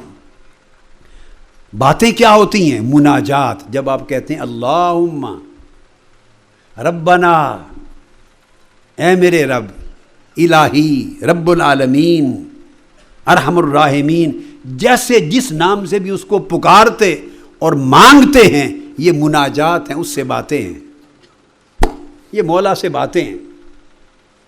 اور بندہ اپنی نیت کو جتنا صاف کرتا چلا جائے اور اپنے ذہنی، قلبی، روحی تعلق کو جتنا اللہ کی طرف یکسو کر کے وہ بڑھتا چلا جائے، تو وہ اللہ کے قریب ہوتا چلا جاتا ہے، کیونکہ وہ اللہ تو پہلے ہی قریب تھا. اعتکاف کی حقیقت سمجھا رہا ہوں. اللہ تعالیٰ تو پہلے ہی قریب تھا. نحن اقرب الیہ من حبل الورید. کائنات میں ہماری جان کے قریب شاہ رگ سے زیادہ کوئی شے قریب نہیں، اور اللہ تعالیٰ شاہ رگ سے بھی قریب تر ہے. تو وہ تو پہلے ہی قریب تر تھا، تو دور تو ہم تھے. اور ہم دور کیسے تھے؟ ایسے دور نہ تھے کہ وہ ہمیں دیکھ نہ سکے، ایسے دور نہ تھے کہ ہماری گرفت نہ کر سکے، ہم ایسے دور نہ تھے کہ وہ ہماری پکار کو سن نہ سکے، ایسے دور نہ تھے کہ وہ ہماری مدد نہ کر سکے. ہم دور اپنے حال میں تھے. ہماری نیتوں نے، ہماری بے پرواہی نے، ہماری غفلتوں نے، اس سے توجہ ہٹا لینے نے، اس کی طرف التفات نہ رکھنے نے ہمیں روحانی طور پہ دور کر رکھا تھا. ہم ہی دور تھے، ہم ہی غیاب میں تھے. نہ وہ دور تھا نہ غیاب میں تھا، وہ تو پہلے ہی قریب تھا. جو ہی ہم نے اپنے دل و دماغ کو، اپنے قلب و باطن کو، اپنی روح کو، اپنے من کی دنیا کو ما سوی اللہ اور غیر سے کاٹا اور دھیان کو اللہ کی طرف یکسو کیا. دوستو اور بہنیں، بیٹیاں، بھائی، بیٹے، سب توجہ سے سن لیں. جتنا یکسو ہوتے چلے جائیں گے ہم اپنے دھیان میں مولا کی طرف، ہم اتنے قریب ہوتے چلے جائیں گے. اور قرب کا طریق یہ ہے، وہ فرماتا ہے کہ بندہ اگر ایک قدم میری طرف آئے، یعنی یکسوئی اختیار کر کے میرے قریب آنا چاہے، تو میں 70 قدم اس کی طرف آگے بڑھتا ہوں. وہ رب جو ایک قدم کے مقابلے میں 70 قدم بڑھتا ہے. تو دیکھیں جب آپ اعتکاف کی نیت کر لیں گے، اور حقیقت اعتکاف یہ ہے کہ مولا میں تیرے گھر تیرے ساتھ خلوت میں بیٹھنے آیا ہوں، تیرے ساتھ چند لمحے تنہائی کے گزارنے آیا ہوں، ہر ایک سے کٹ کر تیری مجلس میں بیٹھنے آیا ہوں، تو مجھے اپنے قریب کر لے. اور پھر وہ پکارتا ہے اللہ اللہ اللہ. اب ہمارے کان نہیں سنتے کیونکہ سٹل ہم دور ہیں، مگر وہ سنتا ہے. ہر ایک بار اللہ پکارنے پر وہ جواب دیتا ہے، یا عبدی، میرے بندے میرے بندے میرے بندے. مانگ کیا مانگتا ہے؟ یہ جو مذاکرہ ہے، یہ سوال اور جواب ہے، یہ مکالمہ ہے، یہ مناجات ہے. بندو اس مناجات کو قلبی خلوت گاہ میں اللہ کو جاگزی کر کے اس کے نور کو، اس مذاکرہ مناجات کو جاری رکھو. وہ تمہیں اپنی مجلس میں لے لے گا، اپنی قربت میں لے لے گا. یہی مناجات اس کو قریب کر لے گی. تواضع کے ساتھ، انکساری کے ساتھ، بندگی کے ساتھ. کیا؟ جھک کر بندگی کے ساتھ. حضرت با یزید بستامی رضی اللہ تعالیٰ عنہ نے پوچھا، باری تعالیٰ، امام آلوسی نے روح المعانی میں اس کو بیان کیا، باری تعالیٰ میں تیرا قرب چاہتا ہوں، مجھے طریقہ بتا کہ کس عمل سے تیرا قرب ملے، کیا پیش کروں تیری بارگاہ میں کہ تیرا قرب ملے. مولا نے جواب دیا، با یزید میرا قرب چاہتے ہو تو میری بارگاہ میں وہ شے پیش کرو جو میرے خزانے میں نہیں. میرے لیے وہ شے تحفہ لا، وہ چیز پیش کر میری بارگاہ میں جو میرے پاس نہیں. عرض کیا باری تعالیٰ کیا کوئی ایسی چیز بھی ہے جو تیرے خزانے میں نہیں، تیرے پاس نہیں؟ وہ کیا چیز ہے جو تیرے پاس نہیں اور میں پیش کروں؟ رب کریم نے فرمایا میرے پاس سب کچھ ہے، میرے پاس سب کچھ ہے مگر تواضع اور انکساری نہیں، سب کچھ ہے مگر بندگی اور شرمندگی نہیں ہے۔ تو بندہ بن کے، متواضع بن کے، خشوع اور خضوع کا پیکر بن کے جھک کر گر پڑ میری بارگاہ میں، میرے سامنے متذلل ہو جا، ذلیل ہو جا، شرمندہ ہو جا اور جھک کر حقیر بن، اور اس تواضع کے ساتھ پھر میرے قریب آ، مجھے پکار، میں تجھے اپنی قربت میں لے لوں گا۔ اور مسجد اللہ رب العزت کی اس قربت کے حصول کی بہترین جا ہے، اور اعتکاف خلوت گاہ ہے، اس کی نیت کر لیں۔ اور پھر اس سے اعراض عن الخلق ہے، جب آدمی اعتکاف بیٹھتا ہے، خواہ وہ رمضان المبارک کا مسنون اعتکاف ہو، خواہ وہ باقی ایام میں دخول فی المسجد کا اعتکاف ہو، چند لمحوں کا اعتکاف ہو، چند گھڑیوں کا ہو، مگر اسی لمحے ایک حالت خلوت اپنے اوپر طاری کر لے اور تصور میں مولا کی قربت کی طلب کو اپنے اوپر طاری کر لے۔ اس سے اعراض عن الخلق نصیب ہوگی کہ میں خلق سے ما سوا سے منہ موڑ کے تیری طرف آیا ہوں۔ اے میرے ہمدم مجھے اب تھام لے، اے میرے ہمدم مجھے اب تھام لے، زندگی سے بھاگ کر آیا ہوں میں، ہائے ہائے، زندگی سے بھاگ کر آیا ہوں میں، یعنی زندگی بھی لا کر اس مولا کے قدموں میں اس کی چوکھٹ پہ نچھاور کر دے۔ میں تیرا ہوں میرے مولا، اور تجھ سے سوائے تیرے کچھ طلب نہیں کرتا، تو میرا ہو جا، مجھے اپنا کر۔ خلوت میں ایسی باتیں ہوتی ہیں، یہ باتیں جلوت میں بھرے بازار میں نہیں ہو سکتی، یہ باتیں تنہائی میں ہوتی ہیں۔ اس لیے اعتکاف کا خیال کی نیت کیا کریں، خلوت کی نیت کیا کریں، خلوت میں پھر جو جی میں آئے بندہ مولا سے باتیں کرتا ہے۔ دوسری نیت پھر اسی اعتکاف کے ساتھ متابعت سنت کی کریں، چونکہ اعتکاف سنت ہے، اعتکاف سنت ہے، اور آقا علیہ السلام ہمیشہ عمر بھر اعتکاف بیٹھتے۔ حضرت عائشہ صدیقہ رضی اللہ تعالیٰ عنہ فرماتی ہیں، حدیث متفق علیہ، کہ آقا علیہ الصلوۃ والسلام رمضان المبارک کے آخری عشرہ میں ہمیشہ اعتکاف بیٹھتے، حتیٰ کہ آپ کا وصال ہوا، آپ نے اعتکاف ترک نہ کیا۔ آپ کے بعد آپ کی ازواج مطہرات بیٹھتی۔ ہر سال آخری عشرے میں آقا 10 دن اعتکاف بیٹھتے، لیکن حیات طیبہ کا جب آخری سال آیا اس میں 20 دن اعتکاف بیٹھے۔ کیوں؟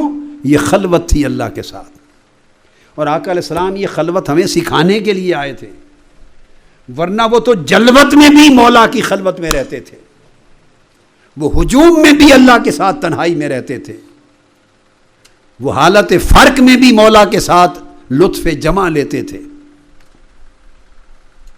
لطف وصال لیتے تھے۔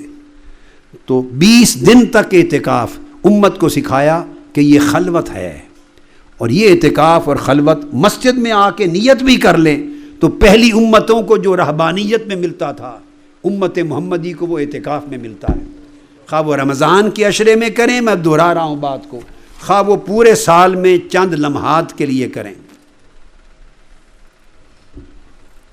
اور آقا علیہ السلام نے فرمایا، عبداللہ ابن عباس رضی اللہ تعالیٰ عنہ روایت کرتے ہیں، فرمایا کہ جو شخص حتیٰ کہ ایک دن کا بھی اعتکاف کرے، اب یہ ماہ رمضان کے علاوہ باقی ایام میں پورا سال بھی اللہ کی مسجدیں، اللہ کے گھر ہیں، ان کو خلوت گاہیں بنائیں اللہ کے قرب کے لیے، کبھی ایک دن کے لیے آ کے مسجدوں میں بیٹھیں، مسجدوں سے تعلق جوڑیں۔ آقا علیہ السلام نے فرمایا کہ 7 لوگ ایسے ہیں کہ اللہ پاک نے فرمایا قیامت کے دن جب کوئی سایہ نہ ہوگا ان کو میں اپنے عرش کے سائے میں رکھوں گا۔ ان 7 لوگوں میں سے ایک وہ جوان ہے، اور وہ شخص ہے کہ جو مسجد میں آ کے عبادت کرتا ہے اور دنیاوی کام کاج کے لیے بھلا مسجد سے چلا بھی جائے مگر دل اس کا مسجد کے ساتھ معلق رہتا ہے۔ اس لیے معلق رہتا ہے، ساری دنیا میں جائے کمائے جو چاہے کرے، مگر چونکہ مسجد جانتا ہے مولا محبوب کا گھر ہے، دل محبوب کے گھر میں رکھتا ہے۔ جسم دنیا میں گھومتا ہے اور دل محبوب کے گھر میں رہتا ہے۔ آقا علیہ الصلوۃ والسلام کو غار حرا میں جو خلوت نصیب ہوتی اعلان نبوت سے پہلے اور فریضہ رسالت سپرد ہونے سے پہلے، آپ کبھی ہفتہ، کبھی 10 دن، کبھی 15 دن، کبھی 20 دن، کبھی مہینہ، حتیٰ کہ 40 دن تک خلوت گزین ہوتے، اور اس خلوت میں پھر جو اتصال کا جو مزہ آتا اور وصال کا مزہ آتا اور خلوت میں اللہ سے مناجات کا جو مزہ آتا اور اس کی عبادت کا اور اس کے ذکر کا جو مزہ آتا، وہ کیفیات کچھ اور تھیں۔ جب ذمہ داری آ گئی کہ اب خلق خدا کو اللہ کی طرف بلائیں، تو اب سارا دن وہاں 40 دن کھائے پیے بغیر، گھر بار چھوڑ کر، گلی کوچے چھوڑ کر، رشتہ دار چھوڑ کر، دنیا کے معاملات چھوڑ کر خلوت نشیں رہتے تھے، غار کی تنہائی میں فقط مولا کے ساتھ متصل رہتے تھے، اس کی یاد کرتے تھے۔ اب ذمہ داری آ گئی مخلوق کو دعوت پہنچانے کی، اللہ کی طرف بلانے کی۔ اب سارا دن مکہ کی گلیوں میں ان کو اللہ کی طرف بلانے پہ گزرتا، کبھی طائف کے بازاروں میں گزرتا، کبھی حنین کے مارکہ آرائی میں گزرتا، کبھی کہیں، سارا دن خلق خدا کو حق کی دعوت دینے میں وہ مصروف رہتے۔ تو اب وہ کبھی کبھی یاد آتی وہ جو خلوت کا زمانہ تھا، جب دنیا کا کوئی شغل نہ تھا اور شب و روز کھانا پینا بھی ترک کر کے فقط مولا کے ساتھ لو لگا کے بیٹھتے تھے، ایک وہ وقت تھا۔ اور اب اللہ نے یہ ڈیوٹی لگا دی کہ مخلوق کو میری طرف بلا اور بھٹکے ہوئوں کو سیدھی راہ چلا اور بھولے ہوئوں کو میری یاد دلا۔ اب سارا دن مخلوق سے واسطہ رہتا ہے۔ تو اس حالت کے فرق آ جانے سے ایک طبیعت پہ بوجھ رہنے لگا، طبیعت پہ بوجھ رہنے لگا۔ اللہ پاک نے فرمایا اعوذ باللہ من الشیطان الرجیم الم نشرح لک صدرک ووضعنا عنک وزرک، محبوب ہم نے آپ کا سینہ آپ کے لیے کھول دیا اور وہ جو بوجھ آپ کی طبیعت پہ تھا اس بوجھ کو ختم کر دیا۔ آپ یاد کرتے تھے کہ خلوت میں ہر وقت اللہ کے ساتھ اتصال تھا، اب مخلوق کے ساتھ اتصال رہتا ہے۔ وہ جو یاد کر کے، وہ زمانہ یاد کر کے جو آپ بوجھ محسوس کرتے تھے، محبوب میں نے آپ کی جلوت کو خلوت بنا دیا۔ آپ اگر ہجوم خلق میں رہیں تو طائف میں رہیں یا مکہ کے کوچہ و بازار میں رہیں، آپ کا ہجوم خلق بھی غار حرا بنا رہے گا۔ جہاں رہیں گے مخلوق کے جھرمٹ میں رہیں گے، مگر جسم آپ کا فرش پر ہوگا اور روح اور قلب آپ کی عرش پر میرے ساتھ متصل ہوگی۔ یہ ایک خلوت اور اتصال حق کی کیفیت تھی۔ اور پھر آقا علیہ الصلوۃ والسلام کو جب معراج نصیب ہوا، وہ حرا کی خلوت تھی اور وہ حرا کا وصال تھا۔ پھر جب معراج پر پہنچے اور آقا علیہ السلام کو ایک وہ خلوت ملی جس خلوت کا تصور بھی غار حرا میں نہ تھا، اور اتصال اور وصال کی وہ لذت ملی جس کا تصور بھی غار حرا میں نہ تھا، کیونکہ ثم دنا فتدلی فکان قاب قوسین او ادنا، اتنا قریب کر لیا کہ 2 کمانوں کا فاصلہ چھوڑ دیا یا اس سے بھی کم کر دیا۔ پھر بے حجاب پردہ اٹھا دیا حسن مطلق سے، اور ما زاغ البصر وما طغی، بے حجاب اپنے جلوے میں مصطفیٰ کو غرق کر دیا۔ شب معراج وہ قرب ملا، وہ وصال ملا، وہ مشاہدہ ملا۔ اب پلٹ کے آئے تو ایک اور بوجھ ہو گیا۔ مولا پہلے تو غار حرا کی خلوتیں نہیں بھولتی تھیں، تو نے میری جلوت کو وہ حرا کی خلوت بنا دیا۔ اب تو نے وہ لذت دی ہے فوق عرش مقام قاب قوسین او ادنا پہ بلا کر اور حجاب اٹھا کر اور بے حجاب دیدار کرا کر، اب وہ اتنی لذت دی ہے، اب دل زمین پہ نہیں لگتا۔ اب کیا کروں؟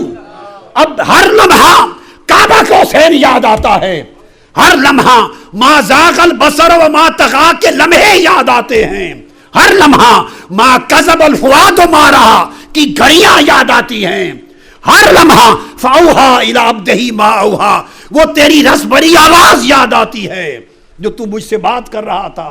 اب زمین پہ آ گیا مولا، اب کیا کروں؟ اب لمحہ بلمحہ کعبہ قوسین نہیں بھولتا۔ اللہ نے کہا محبوب اب آپ کو اور آپ کی امت کو نماز دے کے بھیجتا ہوں، جب طبیعت اداس ہو اور کعبہ قوسین کی یاد آئے، بلال کو کہنا کہ اذان کہہ مسلح پہ آ جانا، مسلح میں آ کے اللہ اکبر کرنا، مصطفیٰ آپ کا جسم مسلح پر ہوگا اور روح کعبہ قوسین پر ہوگی۔ تو دوستو وہ لذتیں جو میرے آقا کو کعبہ قوسین کے لمحوں میں ملی تھیں، اللہ نے وہ ساری لذتیں مصطفیٰ کی نماز میں سمیٹ دیں، مصطفیٰ کی نماز میں سمیٹ دیں۔ اس لیے آپ کہتے جب کبھی بے چین ہوتے، مضطرب ہوتے، اب حدیث میں پچھلا مضمون تو نہیں آیا، وہ میں نے بات کر دی کہ بے چین ہوتے، اداسی ہوتی کعبہ قوسین کے وطن کی، تو آواز دیتے ارہنا یا بلال، لفظ آتا ارہنا یا بلال، آ بلال ہماری روح کو راحت پہنچا، ہماری روح کو راحت پہنچا، اداسی ختم کر۔ وہ اللہ اکبر کہتے، اذان آتی، ام المومنین حضرت عائشہ صدیقہ رضی اللہ تعالیٰ عنہ فرماتی ہیں خدا کی قسم ہم آقا علیہ السلام کے ساتھ گھر میں باتیں کر رہے ہوتے یا صحابہ کرام مجلس میں حضور سے محو گفتگو ہوتے، اچانک نماز کا وقت ہوتا، اذان آتی، اللہ اکبر، فرماتی رب ذوالجلال کی عزت کی قسم دیکھتے ہی دیکھتے حضور کا چہرہ انور بدل جاتا، رنگ متغیر ہو جاتا، اور یہ کیفیت ہو جاتی کہ وہ ہمیں نہ پہچان سکتے کہ ہم کون ہیں، اور ہم ان کو نہ پہچان سکتے کہ حضور کون ہیں، یعنی آپس میں ربط جان پہچان کا ختم ہو جاتا۔ یہ کیفیت تو اذان کی تھی، تو لوگوں اذان میں ربط اتنا کٹ گیا یہاں سے، اور جب نماز میں داخل ہوتے تو مولا روم سے پوچھئے، وہ کہتے جسم مسلح پر ہوتا اور روح مصطفیٰ کی عرش ملا سے اوپر کعبہ قوسین پر ہوتی، ورائے عرش حجاب یار میں ہوتی۔ تو آقا علیہ الصلوۃ والسلام کو جو کچھ ملا، آقا نے ہر اللہ کی نعمت کا حصہ امت کو دیا ہے۔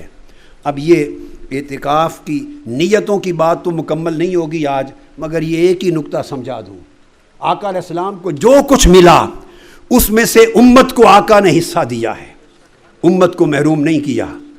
تو عرض کیا باری تعالیٰ یہ جو معراج کی لذت اب عمر بھر بصورت نماز مجھے ملتی رہے گی، میں چاہتا ہوں کہ میری امت بھی اس لذت میں سے حصہ پائے، امت میں بھی حصہ پائے۔ تو کیا کروں؟ فرمایا محبوب آپ کی امت کو بھی حصہ دیتے ہیں، اس نماز کو امت کا معراج بنا دیتے ہیں۔ الصلاۃ معراج المؤمنین، الصلاۃ معراج المؤمنین۔ مولا علی شیر خدا کرم اللہ وجہ الکریم، چونکہ شب شہادت ہے اس لیے 2 بار 3 بار تذکرہ میں نے چاہا کر دوں تاکہ ان کا ذکر بھی آج کی رات ہو جائے۔ دشمن نے نیزہ مارا، پیوست ہو گیا سینے میں نیزہ، اور ڈر تھا کہ کہیں شہید نہ ہو جائیں، روح قفس عنصری سے پرواز نہ کر جائے، نیزہ نکالیں۔ پوچھا، بڑی شدت کی درد تھی، پوچھا حضور اجازت دیں تو نیزہ نکالیں؟ فرمایا نہیں، جسم اس شدت کی تکلیف کو برداشت نہیں کرے گا۔ تو پھر کب نکالیں؟ فرمایا نماز کا وقت آ لینے دو، جب میں نماز شروع کر دوں پھر نیزہ نکال لینا، چونکہ جب نماز میں چلا جاؤں گا تو پھر مشاہدہ میں وہ استغراق ہوگا کہ 1 یا 10 نیزے نکال لو، پھر کوئی تکلیف مزید نہ ہوگی۔ اس مشاہدے اور دیدار کی لذت میں ہر اذیت بھی اس سے بے خبر ہو جاؤں گا۔ تو آپ نے نیزہ لوگوں نے نکال لیا اور نماز سے فارغ ہوئے تو پوچھا یہ خون کیا ہے؟ کہا نیزہ نکال لیا سینے سے۔ ارے یہ صاحبان یہ ائمہ ولایت کا حال ہے، اور پھر جو امام انبیاء ہیں ان کا عالم کیا ہوگا، امام انبیاء اور رسول ہیں۔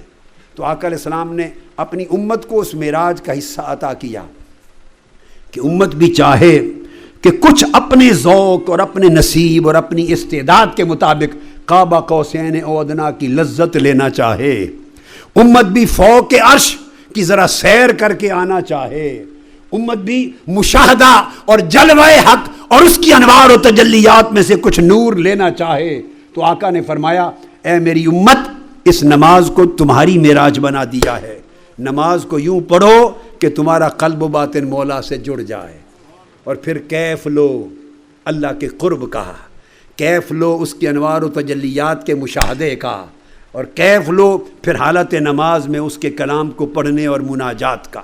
نیکسٹ کل انشاءاللہ میں نیت کے معنی، مفہوم اور فضیلت پہ آگے چل رہا ہوں، مگر آج کی بات یہاں پر ختم کی کہ دوستان محترم، جتنی بھائی بیٹے اور جتنی بہنیں بیٹیاں آئی ہیں، آج یہ عہد کریں کہ 2 چیزوں سے تعلق جوڑ لیں. ایک مسجدوں سے، ہمارا تعلق مسجدوں سے کٹ گیا ہے. یہ جو اہل سنت کہلاتے ہیں اور اہل تشیع دونوں محبت کے دعوے دار ہیں، ان کی مسجدیں ویران رہتی ہیں. مسجدیں میں لوگ نہیں ہوتے، خالی رہتی ہیں. کبھی سوچا کہ محبوب کا گھر ہے، وہ کیسا دعوے دار محبت ہے جس کا محبوب کے گھر جانے کا بھی ذوق نہ ہو، محبوب کے گھر کا وزٹ بھی نہ کرے. کشاں کشاں مسجدوں سے تعلق جوڑو، مسجدوں سے تعلق جوڑو، مسجدوں سے تعلق جوڑو. اس کی صفائی کیا کرو، یہ خدا کے گھر کی صفائی ہے. اس کے ٹوائلٹ دھویا کرو، اللہ کے گھر کی صفائی ہے. اس کی صفیں درست کیا کرو، اس کی صفوں میں آ کے بر وقت بیٹھا کرو. اور ایک تعلق مسجد سے جوڑو، اس لیے کہ اللہ کا گھر ہے. اور اس کے اندر پھر دوسرا تعلق مولا سے جوڑو، اور اس کا محل نماز ہے. نماز اللہ کے قریب کرنے والی شے ہے. نماز عذر ہو، مصروفیت ہو، گھر میں پڑھ رہے ہو یا یہاں، جہاں بھی مصلی پر آؤ تو دنیا سے کٹ جاؤ اور مولا سے جڑ جاؤ. نماز اس ذوق سے پڑھو کہ وہ اللہ سے جوڑ دے. جب اللہ سے جڑتے چلے جاؤ گے تو دنیا کے مصائب و آلام اور ان کے اثرات سے بچتے چلے جاؤ گے. شکوے شکایت اور دنیا کے گورکھ دھندوں اور ان اذیتوں سے آپ کے دل و دماغ صاف ہوتے چلے جائیں گے. غم غم نہ رہیں گے اور ہم نہ رہیں گے. ہم اسی غم کو ہی کہتے ہیں. ہم و غم سے جان چھوٹ جائے گی. ایک غم لے لو، ہر غم سے جان چھوٹ جائے گی. غم عشق الہی کا لے لو، غم محبت الہی کا لے لو، غم اس چیز کا لے لو کہ ہم مجھ سے بچھڑ گئے ہیں، کب پھر ملاقات ہوگی. وہ ایک وقت تھا کبھی سنتے تھے الستو بربکم، کیا میں تمہارا رب نہیں ہوں، کیا میں تمہارا پالنے والا نہیں ہوں. اور جواب دیتی تھی روحیں قالوا بلا، مولا کیوں نہیں، تو ہی تو ہے. ہم وہ پیاری آواز بھی بھول گئے اور اپنے جواب بھی بھول گئے. نماز اس یاد دہانی کا طریق ہے.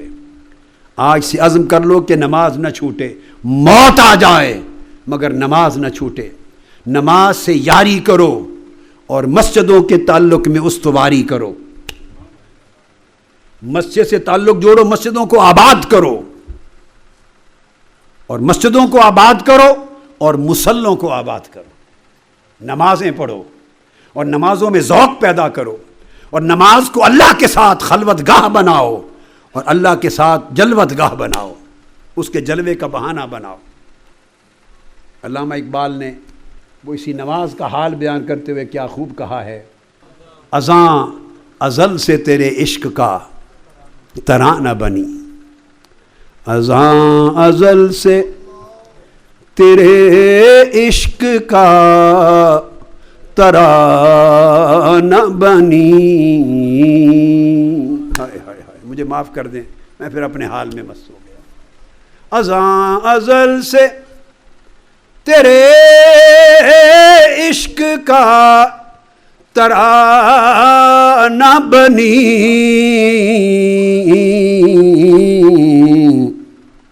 نماز تیرے نظارے کا ایک بہانہ بنی.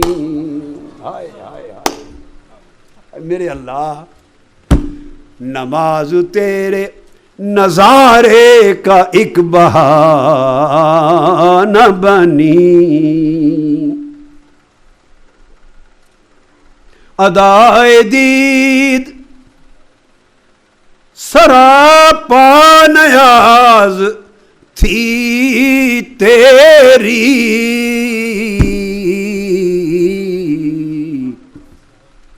ادائے دید سراپا نیاز تھی تیری. کسی کو دیکھتے رہنا نماز تھی تیری، کسی کو دیکھتے رہنا نماز تھی تیری. ہائے ہائے ہائے ہائے، نماز کو اس کے نظارے کا بہانہ بناؤ، بس اللہ سے دل لگاؤ۔ میرا یہ درس ہے، ہاتھ جوڑ کے التجا کرتا ہوں اپنے بیٹوں بیٹیوں کو، جوانی کا وقت ہے بیٹو، میری بیٹیاں، اس جوانی میں جو جڑ گیا وہ کٹے گا نہیں۔ جب ہماری عمر کو پہنچ جائیں گے، جب بال سفید ہو جائیں گے، پچھتائیں گے۔ میں تو خود پچھتاتا پھرتا ہوں۔ ہائے ہائے، یہ جوانی کا وقت ہے، جڑنے کا وقت ہے، مولا سے عشق کرنے کا وقت ہے۔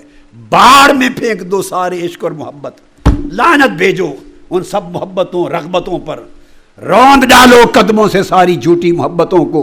محبت کرنی ہے مولا سے کرو،